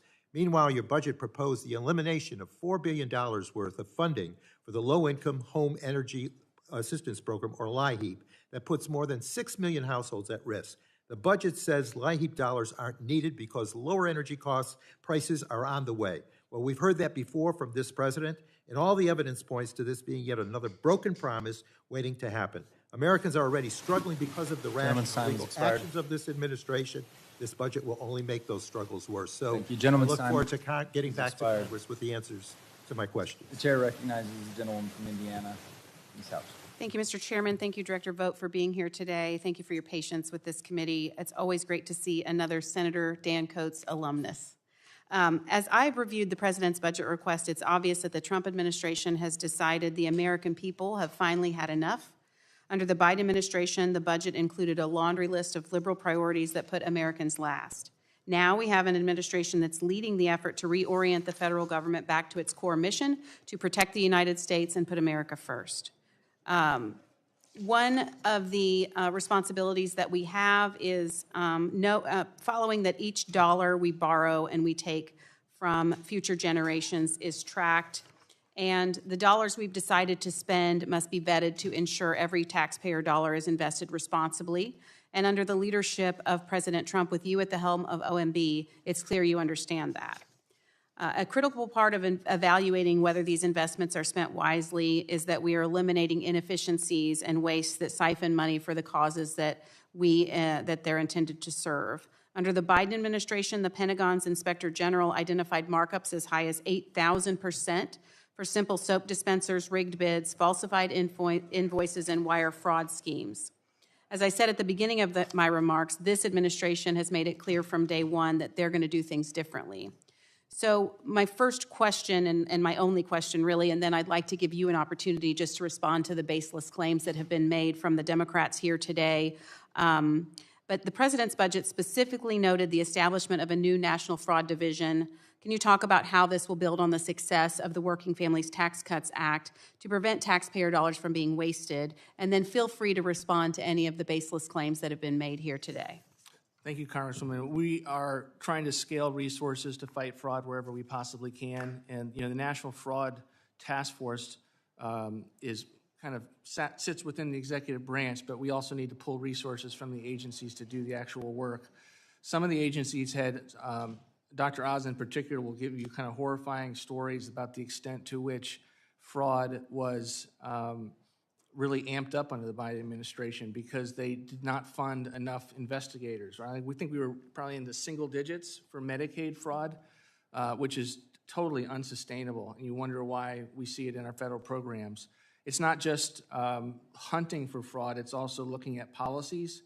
Biden and his administration, President Biden and his administration changed the child care program, which we fully fund, changed the child care program so that it was not connected to individuals, but was going towards entities unrelated to whether they were caring for children. And then we wonder why we see what we see in Minnesota. So we are looking for all of those kinds of policies. We're going to be very surgical where we ask for investments. This is an example of one. But this administration is very, very committed to going after fraud because we think it shreds the fabric of the expectation that the American people have with their government. Well, thank you for your attention to that. It's very important as we're spending money that we're borrowing from the future that we are trying to do that as responsibly as possible and also spending the curve of our future deficit spending in the right direction. You guys are certainly attentive to that and to our concerns with that. I appreciate you very much. Is there anything else you'd like to add in response to any of the claims that were made today? No, thank you, though. Thank you so much. I yield back. Thank you, Ms. Houchin. Now recognize Ms. Kaptur for 5 minutes. Thank you. Thank you very much, Mr. Chairman. Director Vought, you've had quite a day here. I welcome you before this committee, a serious committee. And I would just communicate that I believe that the billionaires in our country are doing extremely well. They're thriving. And you get to meet a lot more of them than I do. I don't represent them, really. I represent a different part of America, and I'm deeply concerned about the rising prices of everything on the people that I represent, the American people, the working class. President Trump's tariffs have really added to the troubles that they face. And the price of everything has gone up. Gas is bad. I mean, it's over $4 a gallon now. Diesel's worse. And I come from a major distribution center in the heartland of America. Beef is hamburgers, $8 a pound. Our food banks have never had as many people come in. I'm just telling you that. Energy and water bills in Toledo, Ohio have doubled in our region of the country. And the new farm bill, which is vital to 8 of the counties I represent, it keeps bumping along and never goes forward. And then the president gave $40 billion to Argentina, which put a dagger through the heart of the cattlemen I represent. And the ethanol 15, what's the big deal about that? You're a powerful person. You can make a difference. You know they do E60 down in Brazil? I'm for E30, but I can't even get it up to E15. Our farmers are in a very precarious situation. And with what's going on with health insurance, sir, I can't predict the future. I expect many of our rural hospitals, one has already gone out of business. It's really happening. I see you've spent a lot of time in Washington, at think tanks and so forth. I'd invite you out to our region. I think you have friends at Hillsdale College. You could visit them and then come down to my area. I want to show you what's going on. I believe we have a generational challenge. History won't regard us well. They'll view us as very short-sighted in this generation.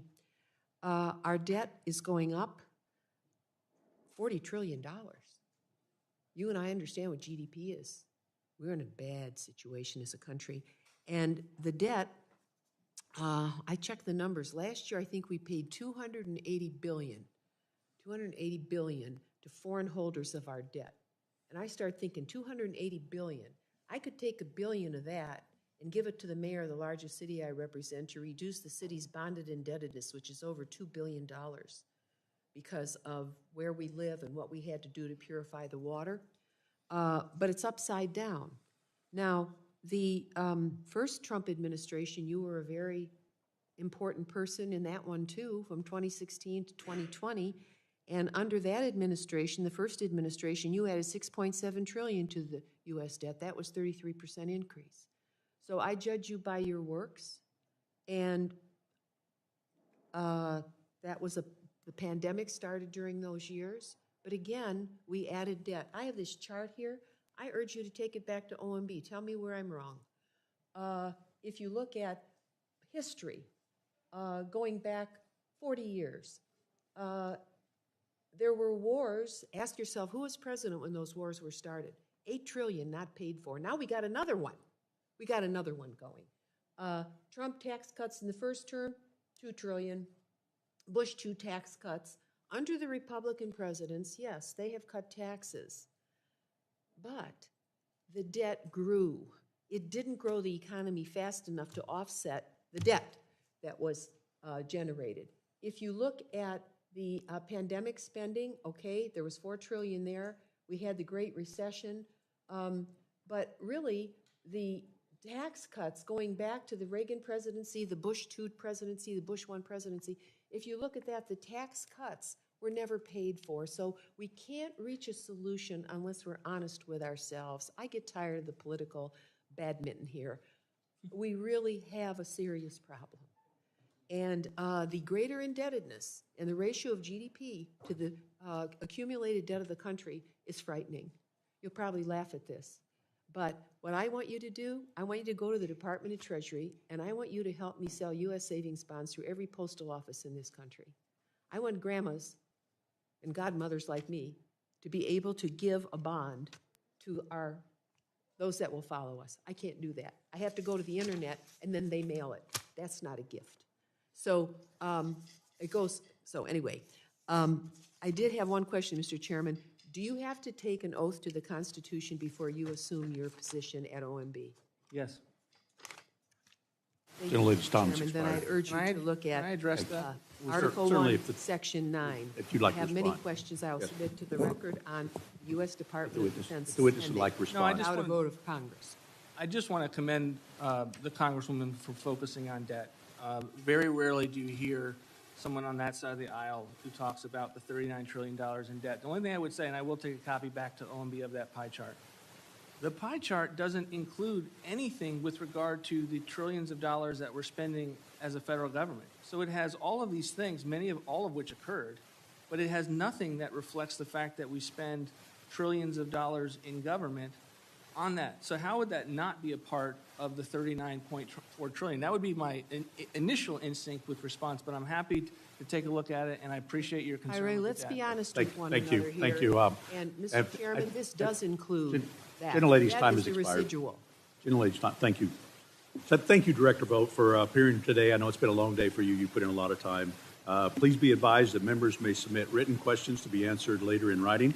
Those questions and your answers will be made part of the formal hearing record. Any member who wishes to submit questions for the record may do so within 7 days. With that, the committee stands adjourned.